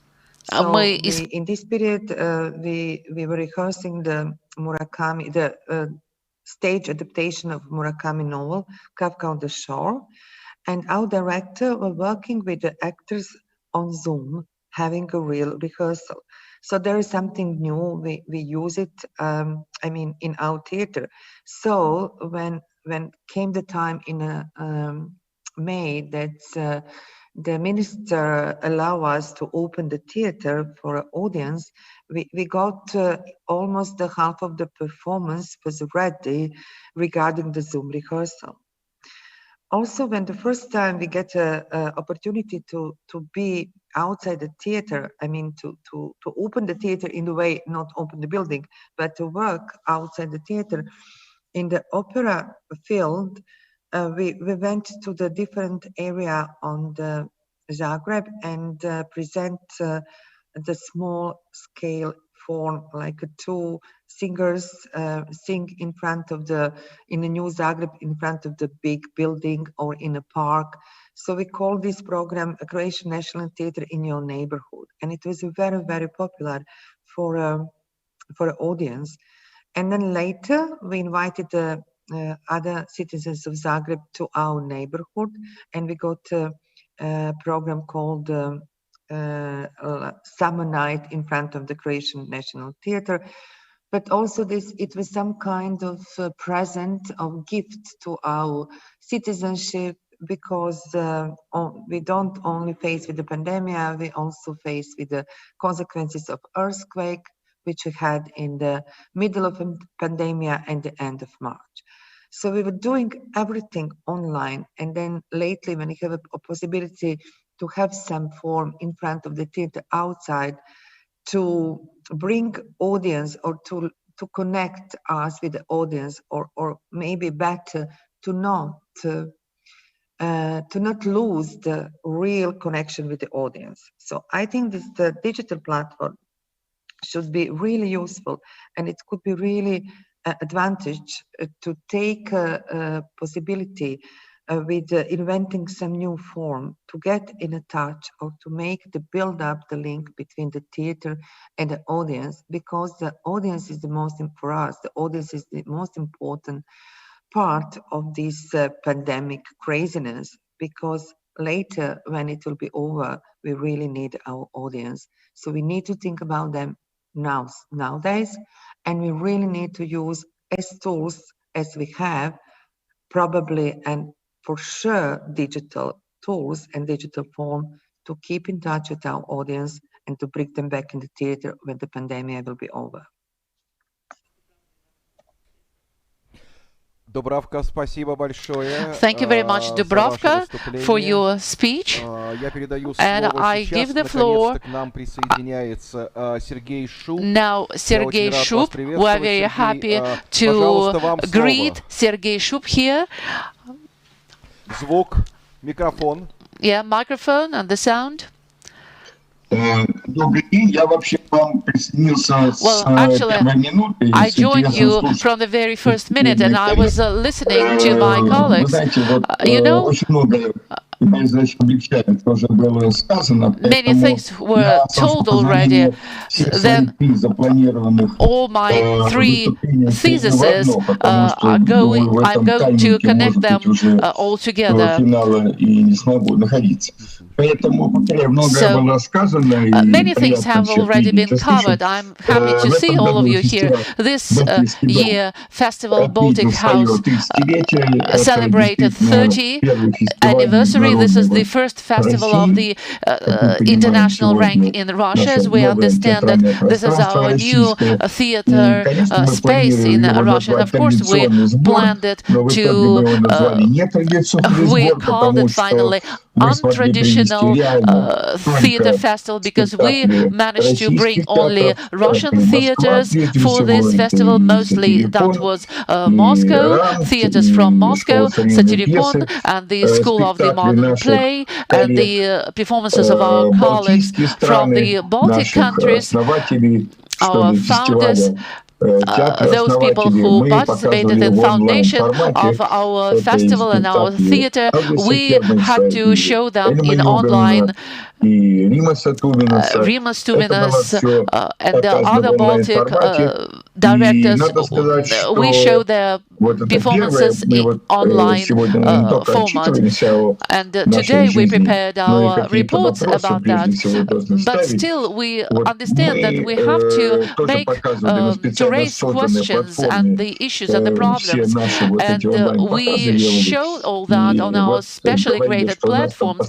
We discussed this issue, that those people who would be able to stay with us, there were about 2,000 people who stayed constantly with us, but there were 50,000 people who just came and left us. So those shortcomings of the subscribers, what was that? Maybe this is a very superficial approach to the theater. Maybe it was very superficial attitude of the spectators. We can judge about our spectators and the audience on how attentive they are, how serious they are. This, I believe, is one of the problems, because this is the task of the theater today, to see and to count how many spectators in reality we have. I remember days when we worked on the Channel 5 on our local television. There used to be a special editorial office where we used to record performances with very high quality. And today, this is a real golden fund of our Leningradian theaters and drama performances. I think we have to restore it today, because these are the best achievements in our drama life, and we have to show that. So we have to accompany that with the educative lectures and discussions, not only channel culture, because I am pretty sure that the audience which is interested in watching these performances,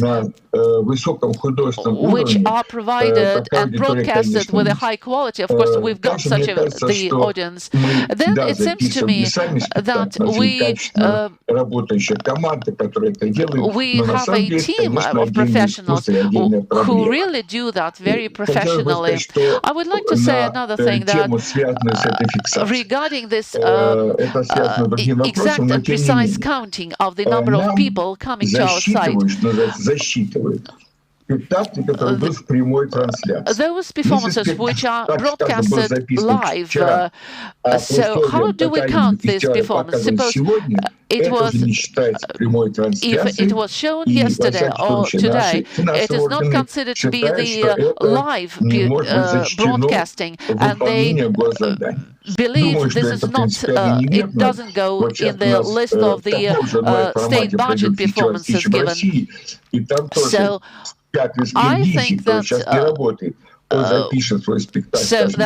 we are going to have an experience with the Kyrgyzstan theater. They're going to record it today, but it's going to be shown tomorrow. I think this is a problem. That's a stupid thing that we have to be very, very, very precise about minutes and seconds. As for the promotion,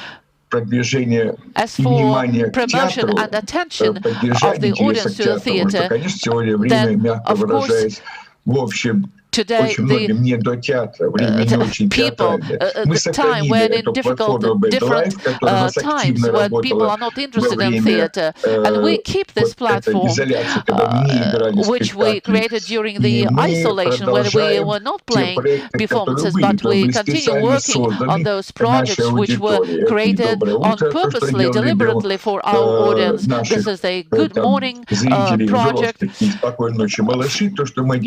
for this is what we used to do for our children, and a special web series. We are going to work on this because this helps us to keep the interest of the audience to the theater, and performing the main task to show the performances.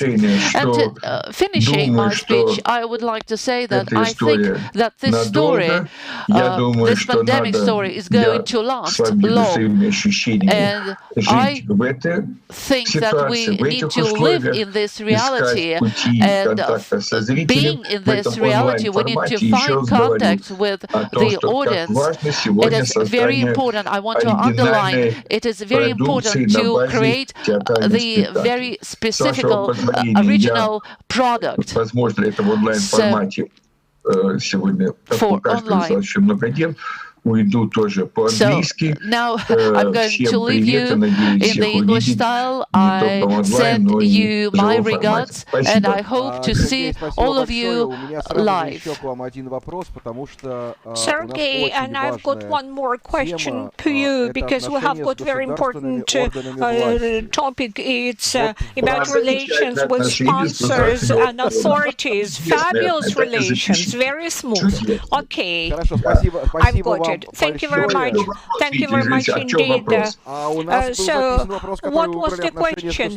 You opted for the question, relations with sponsors and relationships with state authorities in the context of online. How communications and reporting systems changed.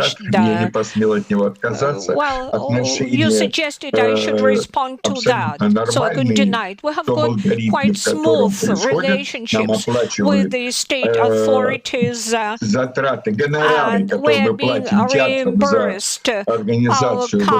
That's what we pay theaters for online broadcasting. Is between 6,000 to 8,000 euros.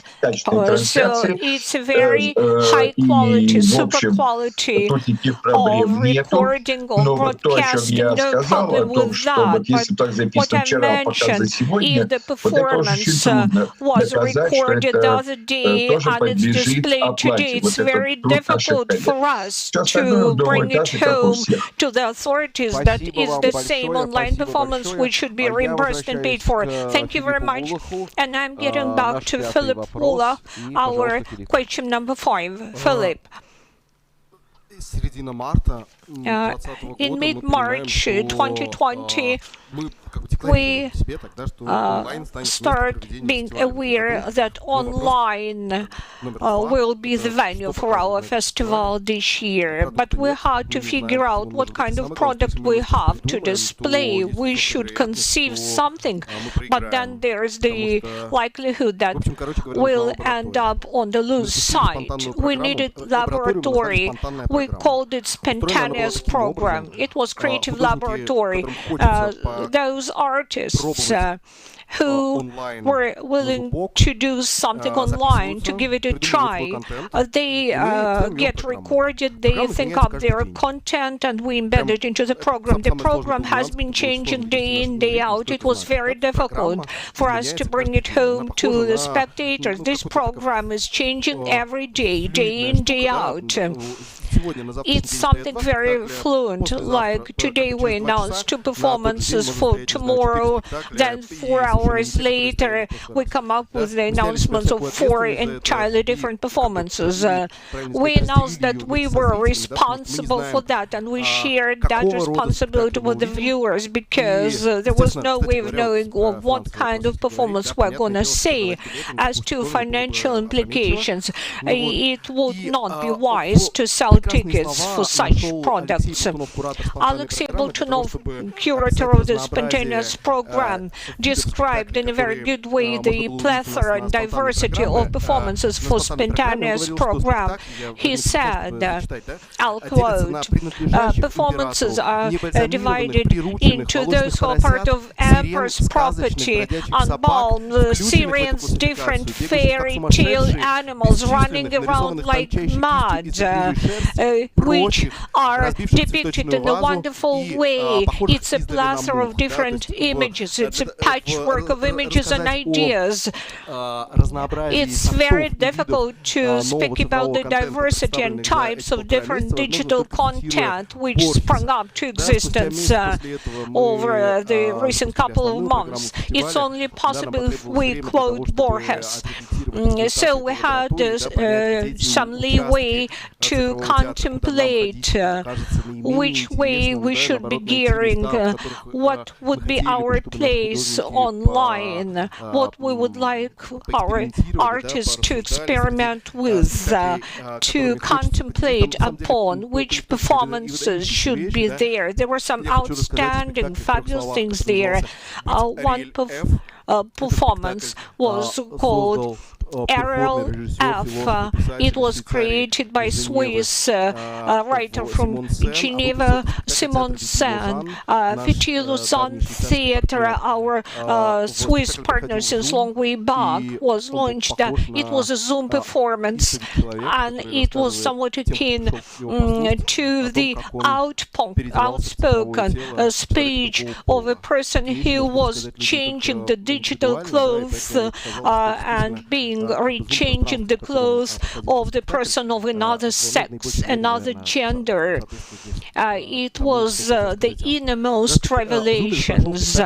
Also, the marriage Zoom performance created by Simon Alexandrinsky. That's my favorite for the program of this year. I will not tell you the plot. You should read it. Apart from the performances whereby spectators view Zoom, also there was the so-called self-theater. 2 people, 2 viewers were to be in the same room, so it was not totally individual. So 2 people in the same room. One puts on headsets and is being told what's to be done. The other one tries to guess that. That's a very bizarre dialogue and a dance between the 2. It's all recorded on paper, so the person is observing the way some animation material is being born before his very eyes. I think the Russian language version of this performance is yet available. We created it together with famous Dublin festival. and there were two stage directors from Germany and from UK. One is Tim Mitchell. We're proud of working with him. And there were some very unexpected forms of digital theater. We saw it this year. We had one performance which is called Performance in the Box, which was created by the performance team from Venice. They were saying they were walking around. That's how it was called. Like the viewer gets onto the website, and the website is so amazing and bizarre that this viewer is getting from one piece of the website to another one, and it's involving and amazing. And this viewer makes a performance of his own. More than 50 performances were shown in spontaneous program and 12 projects in the main program of the festival for this year. A plethora of different projects and performances. But how is it possible to have high-quality online format for viewers? Elena Krenlina. We get back to Elena Krenlina, how to deliver the audience a high-quality product. Well, I was listening to the arguments. It's so interesting. It's unfortunately I cannot answer you and get in the polemic excitement. We are discussing as if we have a choice, as if we can go to the theaters and show them the real-life performance. It's not possible, and we are not going to have this possibility for a long time. So all these new forms are really regarding the high quality and the counting the number of performances and the exact time.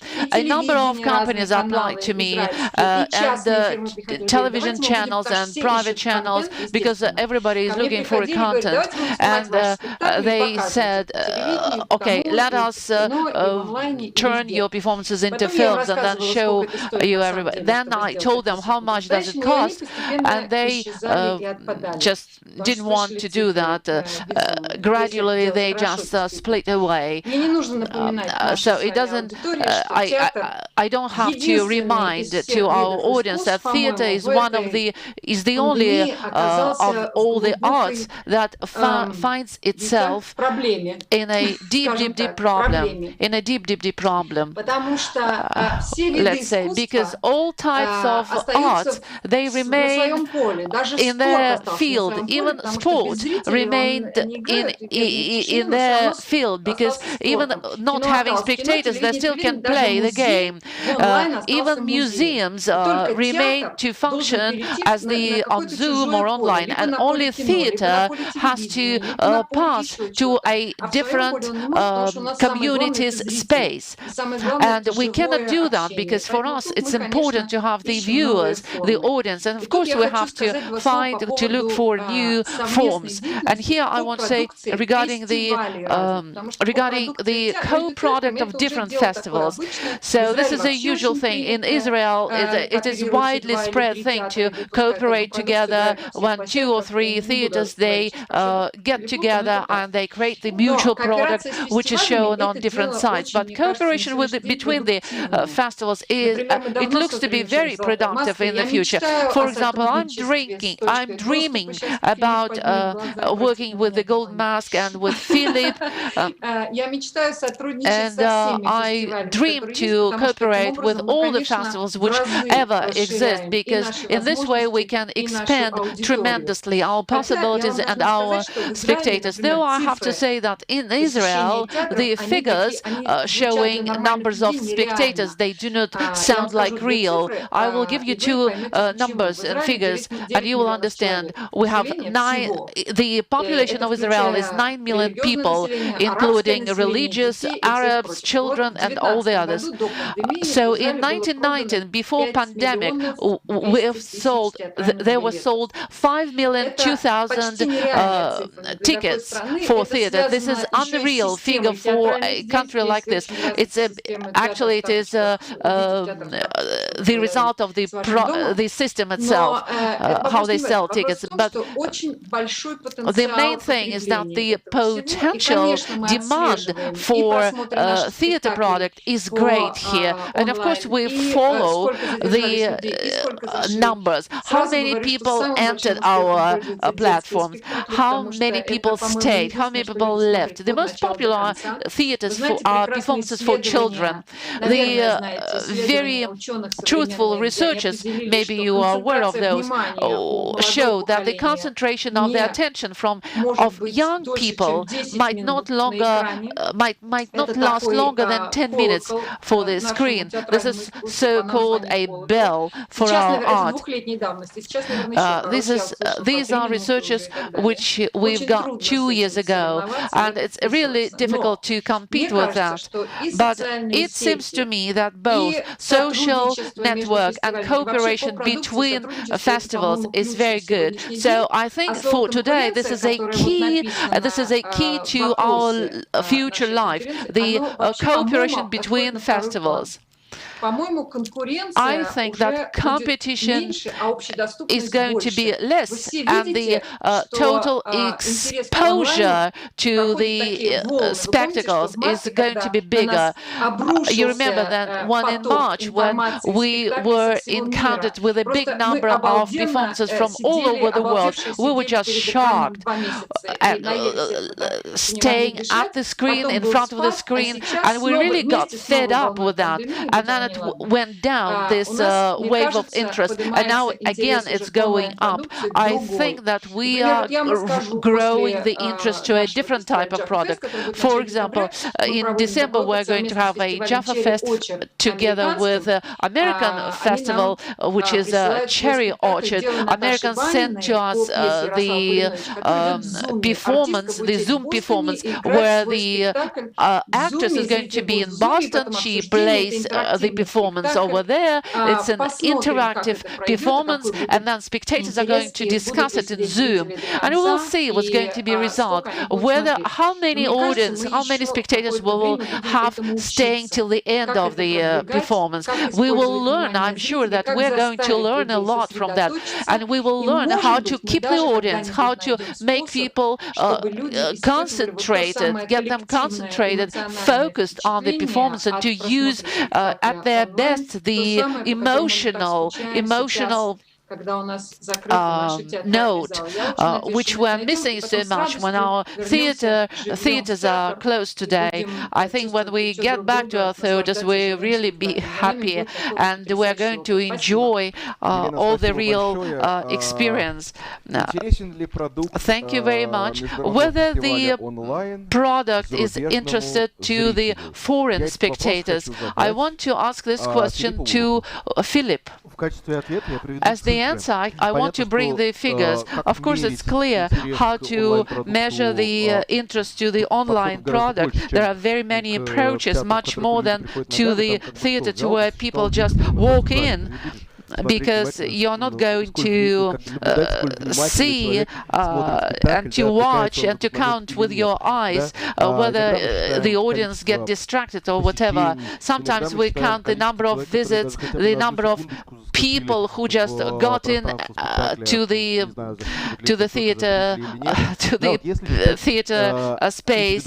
But if we count individual visitors, individual spectators, which without repetition entrance came to our performance and stayed and watched it till the end, there were from USA 1,000 to 1,195 people from Ireland, from Germany 786, from Belarus 500, from Great Britain 500,000, Ukraine, France,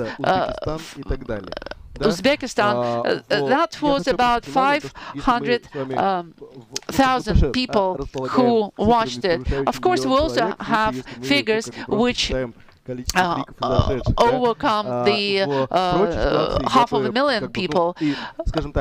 But say it's clear that we, the management of this festival, will also use these figures for our best, in our favor. And it seems that the quantity of people, the number of people from different regions who stayed at the performance and remained watching it till the very end, then it really proves.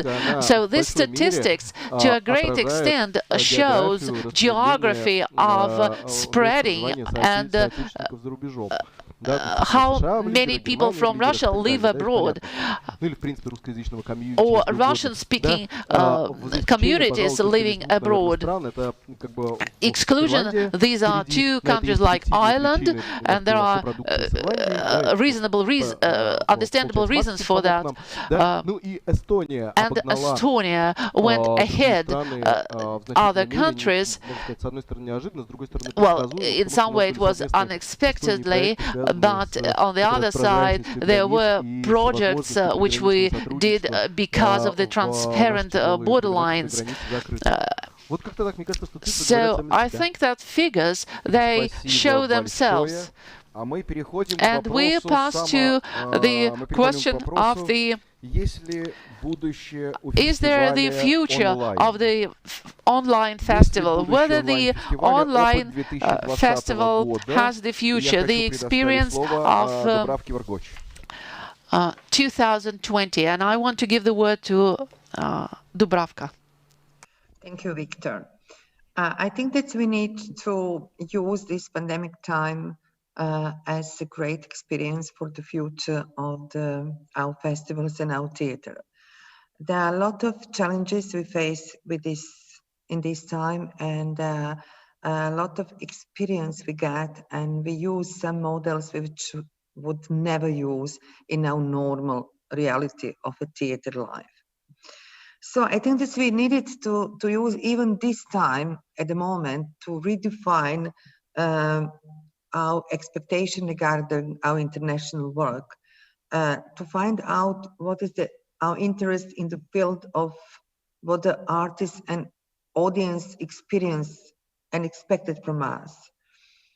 I think that's really, we have to use this pandemic time to as an initiation, as a start for a beginning of international work with some more innovative and some maybe more creative forms which can help us in the future to not only to keep the sector more lively, but also to put more attention to our sector, and especially to find a more stronger position of the theatre sector in the whole society.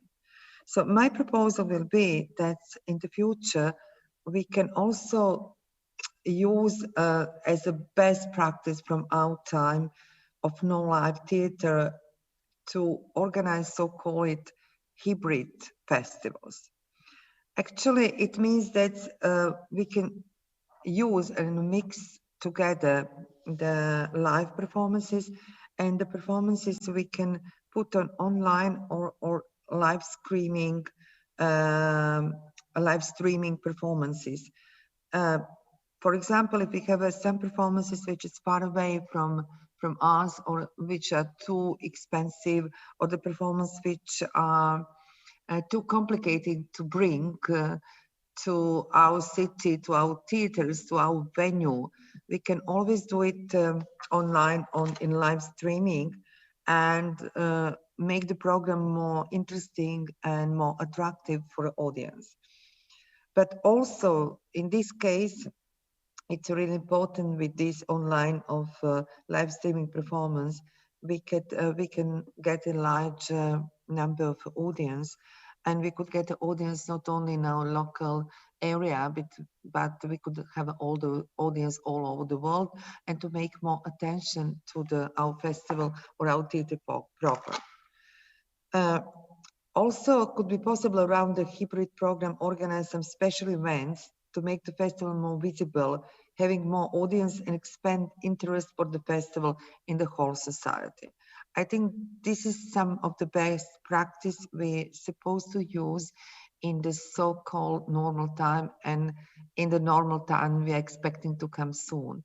So I think that even later, like in 2022, when we expect that we are living our normal life, that's the experience from this period in the festival forms for the new digital forms and use it. And I mean, at the same time with the live performance will be something what will make the theater life more interesting and more lively and more prepared for the future. Thank you very much. Дубравка, спасибо большое, спасибо большое. Thank you very much, И я наконец-то вывожу в наш эфир Роберту Дойл to our нашего очень близкого друга who is very close friend of us, Roberta. Есть ли будущее у фестиваля онлайн? The online festival has the future. What is the experience of the 20th of the year 20 shows to us? Thank you very much, Victor. And before I answer that question, I just want to say how delighted I am to be part of this conversation today and how honoured I feel to have been asked to participate. And I would like to say a huge thank you and pay enormous respect to Victor and his colleagues and to all the other speakers and participants. So thank you very much indeed. And the question is there a future for online festivals? My answer to that is emphatically yes, there is.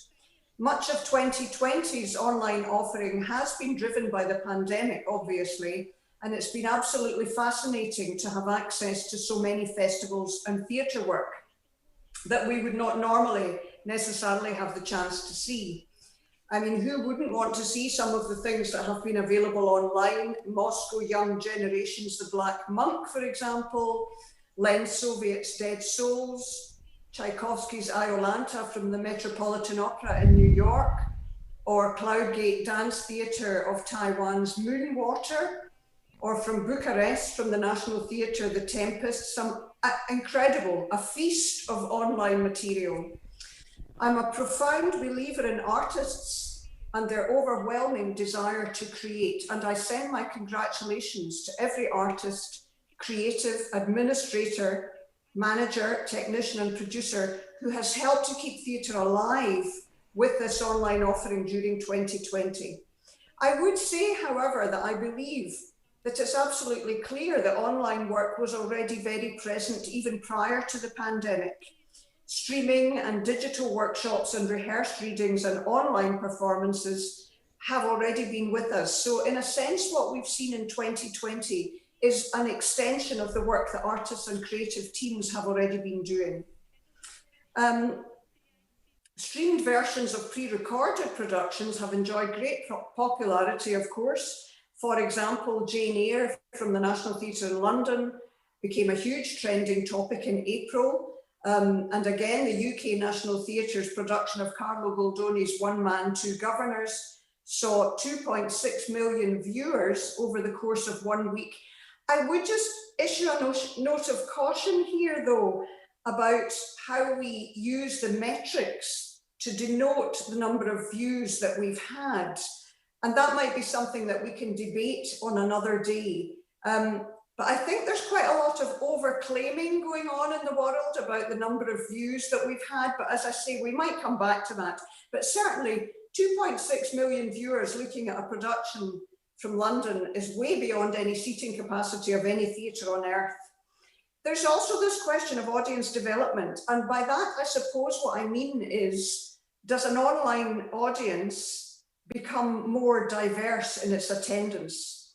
The Arts Council of England's report From Live to Digital points to the potential of streamed performance to increase access to the theatre. Does streaming appear to attract a younger, less wealthy and more ethnically diverse group from the population? And the answer to that appears to be yes, it does. This increased access is especially important in the light of growing awareness that we all share about increased access to theatre.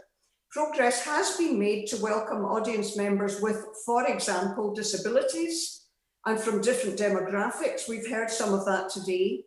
But I believe that systemic issues of racism, class discrimination, price discrimination, geographical disadvantage and lack of age awareness, I'm afraid, continue to exclude many potential audience members.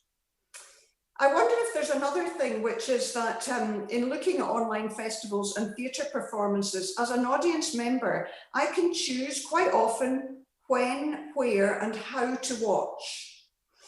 And this is an interesting thing for us also, where our performances in venues will start religiously at 7:30 or at 2:30 for a matinee. Scholar Kirsty Sedgman, who studies theatre and performances etiquette in audiences, has written extensively about how audiences behave and behavioural expectations. And her view is that quite often our expectations in the theatre and festival sector of how audiences behave are exclusionary. You must be silent, you must be immobile, you must concentrate, you mustn't eat, you mustn't make a noise. It's interesting that within the privacy of your own home, rules like that are removed. So I can eat, I can drink, I can talk on my phone. I'm not suggesting for a second that we ought to introduce these things into live performance, but they are an issue for younger people online. And I wonder how they ought to inform what we're doing as an industry online. The question really here that we're looking at is there a future for online festivals? And yes, I absolutely emphatically believe that there is. My point about the future of online festivals and theatres is that we must really seize the opportunity as cultural managers and policymakers to work with artists and audiences to shape what that experience needs to look like. We must ensure that we are not building in a second-class encounter for audiences. Dubravka mentioned this as well, and I completely agree with her. We cannot simply rush to film or stream anything that happens to be on a stage. There's been an orgy of online material this year available to us, and I'll be absolutely frank with my fellow speakers and participants today. Some of it has not been very good. Some of it is material that would put you off attending theatre for the rest of your life. We cannot simply rush to point cameras at material for fear of being left behind in this technological race. Again, Dubravka mentioned this word hybrid, which I think is a fascinating word. Surely the future for online material and productions must be a new, as yet undiscovered fusion, a pushing back of those boundaries in what could be an ever greater diversification of theatre and choice in the 21st century. We must work together with our artists and creative to conceive of festivals and productions that can be delivered in different ways. And we must allow artists the freedom to experiment, if they wish to do so, in new technology. Crucially, we must offer audiences equality of experience and value with the in-the-room and live experience. I repeat my view that we cannot simply point cameras at a staged performance and assume that this will deliver equality of the live experience. Lynn Gardner, the legendary British theatre critic who wrote for The Guardian, now writes for The Stage, which is the industry newspaper in the UK, recently commented, "If we do not offer equality of experience online, we could thoughtlessly slip into a kind of cultural apartheid." I agree with that view. Our theatres and festivals productions are far too precious for us to allow such a future. Please let us, as cultural industry managers, take hold of and welcome this new means of audience and theatre development and work together to create a new vision for the ever greater distribution of the truly exceptional work that our artists bring to life. Thank you very much indeed for listening. Thank you. Спасибо, Роберто, спасибо за прекрасное thank you, Roberto. Thank you for your very interesting speech, and you remain with us. And we get back to a very important question. So the self. Whether it is possible self-buying, whether it is possible to make money on the festival. I want to give the word to take. Well, I can tell you honestly, I don't know, because we never tried that. We have just opened the sale of tickets on our online venues during Jaffa Fest, and at the moment the listings and demand really differs a lot, because we had free broadcasting of the Russian performances and they really lead. But we've just started. My American colleagues from the festival Cherry Orchard, they say that they are very successfully selling tickets, even with the price $25 per ticket. I think that this is very high for online broadcasting. We will see, we will try, we will all have to learn and to study and to take lessons from this present situation. Well, right now, my impression is that it's good that the costs for online product are less than the others, because I don't think that the ticket sales is going to cover the cost of the festival. I think we still need to look for donors, for donators' money, and we need to try to teach our audience, and should get used to the understanding that this is a high-quality product. It's different from the cable television and the quarter ochre, which you spoke here about. It's an absolutely different thing. I think we're going to learn, we're going to study the situation, and let us meet in a year and discuss this and get back to this situation when the real life theater will get back and we will see how they compete. Then it's going to be a real picture which shows us, can we attract attention for money, with the help of money, to our digital product. If we are going, I think, if we are not going to find our own foam, if we won't create anything new, if we're going to repeat, it won't work. It's not enough just to repeat. We need to create something new. Thank you. Thank you very much. And we get back to Roberta from Scotland. Самоокупаемость. Да, самоокупаемость. Можно ли заработать на фестивале в онлайн? Thank you, Victor.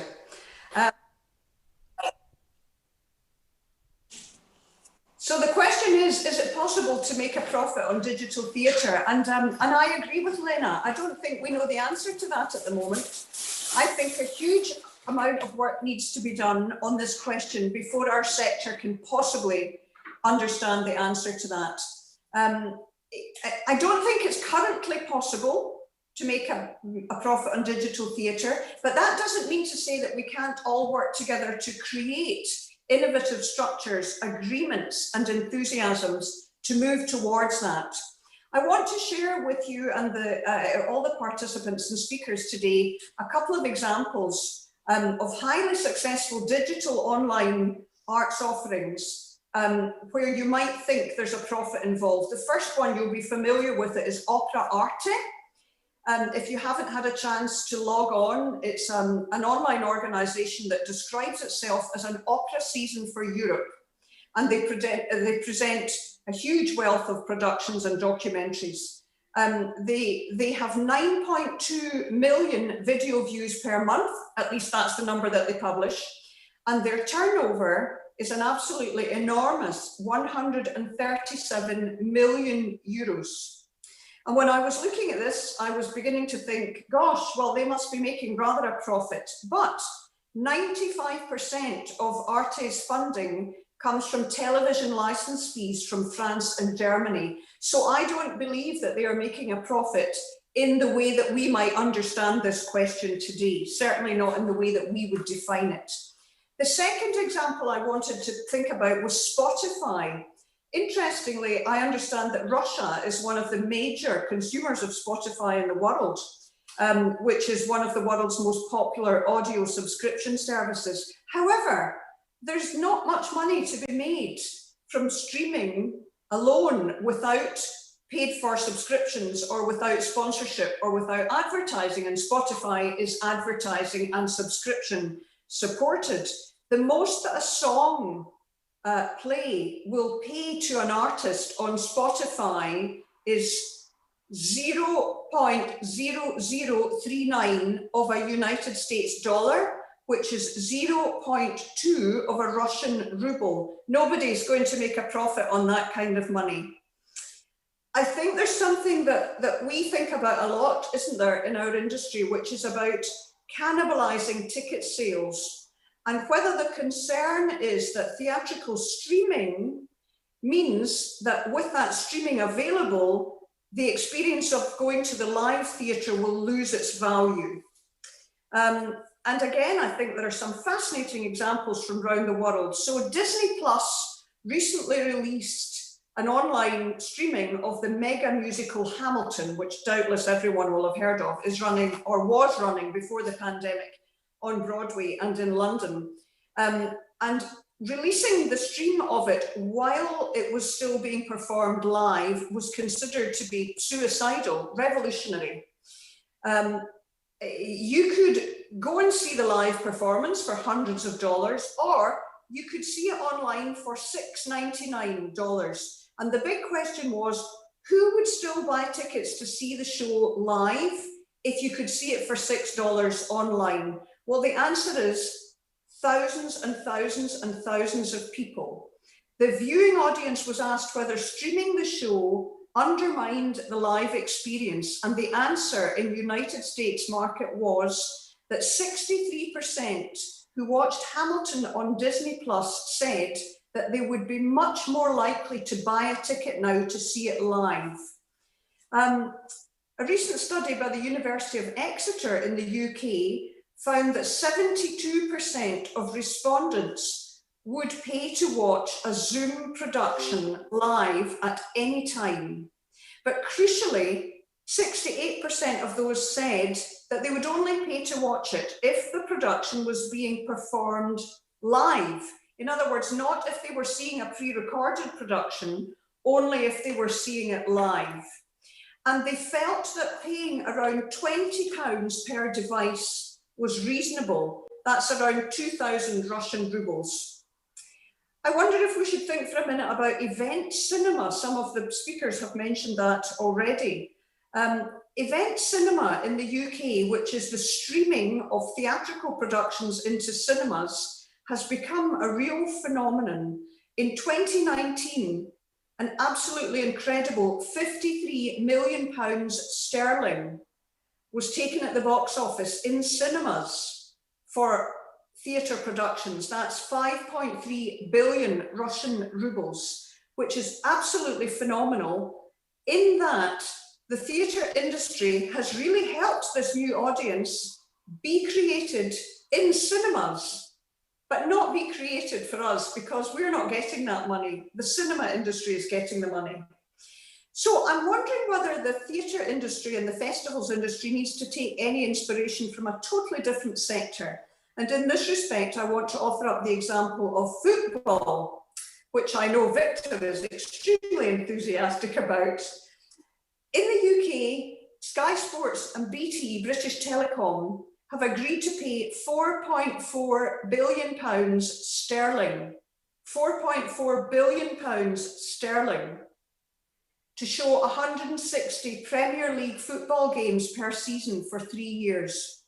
If you consider that the total UK government subsidy for the arts is 743 million sterling, then this means that football in the UK receives 6 times more income than the whole of the culture sector in its entirety. And that's only for television rights, 6 times more simply for television rights. So what is the sports industry doing that we could adapt and learn from? There's one note of caution that I want to issue here, which I think is some of the experience that people have been having in our industry during the pandemic. And therefore, I think we need to be careful and do a lot more work before we rush headlong into this world. Notwithstanding some of the evidence of the softer impacts of the benefit of digital, there is very little evidence that festivals or theatres are actually making enormous profits from the digital world. Any profits that seem to be accruing in 2020 seem to be going straight into the pockets of technology companies or cinema chains. And I want to very quickly, before I finish, offer you a different view from one of our most distinguished festivals, which is the Edinburgh International Fringe Festival, who recently commented just in October that they believe audiences are suffering from digital fatigue. I wonder if that's familiar to anyone out there. This was a conference at Edinburgh Napier University where the senior team of the Edinburgh Fringe predicted that their 2021 festival will be a mixture of live and digital events, but they maintain that they believe audiences are becoming frustrated with digital content. So, to come to my conclusion, I don't think we have enough time today to debate the many fascinating views around this crucial topic, but I'm absolutely clear that we must, as cultural managers, we really must put this on our agenda. And I want to very cheekily issue a call today to our participants and speakers in answer to the question, can we make a profit from online festival? I want to issue a call to all of us today to say, please let us work together to examine this issue, to look at the mistakes that have been made before, to learn from industries that are doing this, given the lack of geographical boundaries, given the potential for artistic innovation and the possibility of profit. Please let us do this ourselves with each other internationally for the healthy, joyous and successful future of our unique and priceless art form. Thank you very much for listening to me. It's been a great pleasure. Roberta, спасибо большое. Thank you, Roberta. That was actually a program of your speech. Я хочу сказать, что очень символично, that it's very symbolic that the last question that we want to finish the conference with is you and Christopher Wynn is going to participate in that. Now I'm watching the series Crown, and of course not the Crown virus, but the Crown of Great Britain, the famous series. And my question is to you, what are your personal impressions from the festival online? Well, thank you again, Victor. Well, I'll put my cards on the table. Most of the life-changing experiences that I have had have been in an auditorium or in an outdoor space or in a school hall. When I recall the times of tears rolling down my cheeks or when I've had my views drastically altered or I have laughed myself sick, it's been at a live event. And I think that there are very few things more cherished than sharing a living performance with other human beings. However, and it's a big however, I've also cried my eyes out late at night watching a film on television, or I've sometimes had to confront my own prejudices when I've listened to a podcast, or I wonder if anyone watching today would agree with this, of how thrilling it can be to drive your car alone late at night, listening very, very, very loud to a favourite rock anthem or operatic aria or pop song. So for me, while the living human experience will always be number one, I can honestly say that the digital offering takes its important place. And my personal thoughts on online festivals are, yes, please, bring it on, as long as the online does not replace the live experience, but is created originally alongside it with equal heart, with equal soul, but with different qualities. I think what we're talking about is the invention of a new art form, that of digital, hybrid or fusion theatre. As Puck says in William Shakespeare's A Midsummer Night's Dream, as he stretches out his arms to clasp hands with a spectator below in reference to the live experience, give me your hands that we can be friends. Thank you. Спасибо большое. Давайте предоставим слово Thank you Кристоферу very Вину much, and let us с give the ответом word на to этот же Christopher вопрос. Wynn with the answer to the same question. The question is, what are my personal thoughts on an online festival? We went online in 2020 out of necessity and created some amazing work that was part of our online offering. We did a television program with the BBC Scotland that was broadcast on National Scottish Television. We created films with some chamber concerts that were in our building that were then broadcast on our digital channels and on the radio. We also had our partner companies like Scottish Ballet and Scottish Opera, Scottish National Theatre of Scotland create work that were then presented on our digital platforms as well. The good points of these are that we went through the contracting phase of this. We now have the ability to reuse that content, and we own that content in a way that we didn't in years past. As a presenting festival, we always had challenges in terms of recording work and presenting it for later. We've now solved that, and we'll continue moving forward because there is an audience for it. We've hopefully learned how to do this, and we'll continue to do it going on. The challenges would have been that we have an older audience demographic base, and they were challenged with how to view online content. Some folks didn't have email addresses, some didn't have computers or televisions or smart televisions that had app capability on them.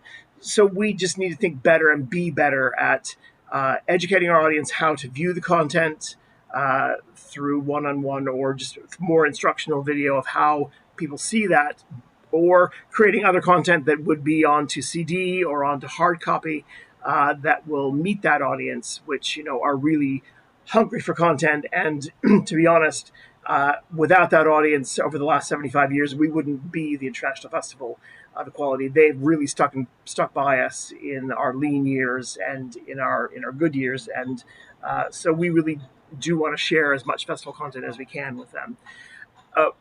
Interestingly, in terms of length of content, we found that shorter bits of content digitally worked better. So between 10 and 20 minutes was kind of our max on our long-form content. Things that were made for camera, to camera, worked better than filmed performances or archived performances, just because they were produced through the mediums and meant to be viewed online or via film, rather than being a live performance that's been captured for some kind of archival purpose. So it's that. So that's been challenging. I think we will continue to make digital content moving forward.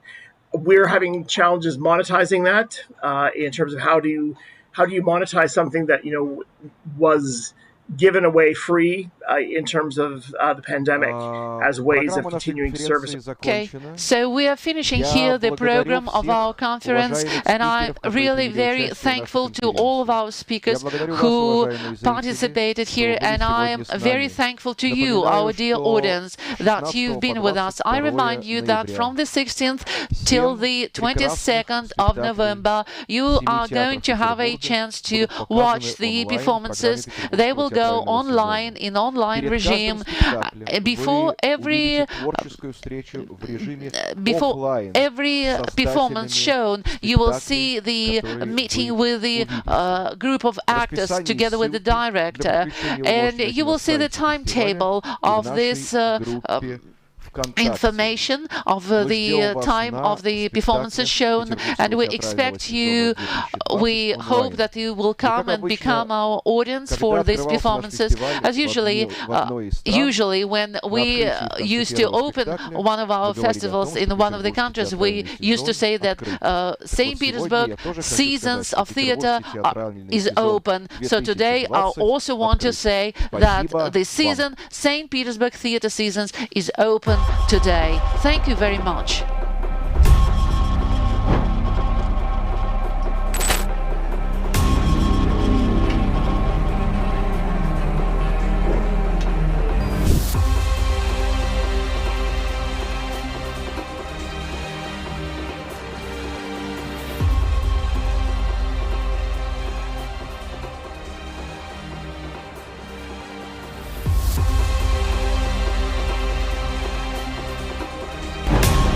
Сегодня это предмет нашей гордости.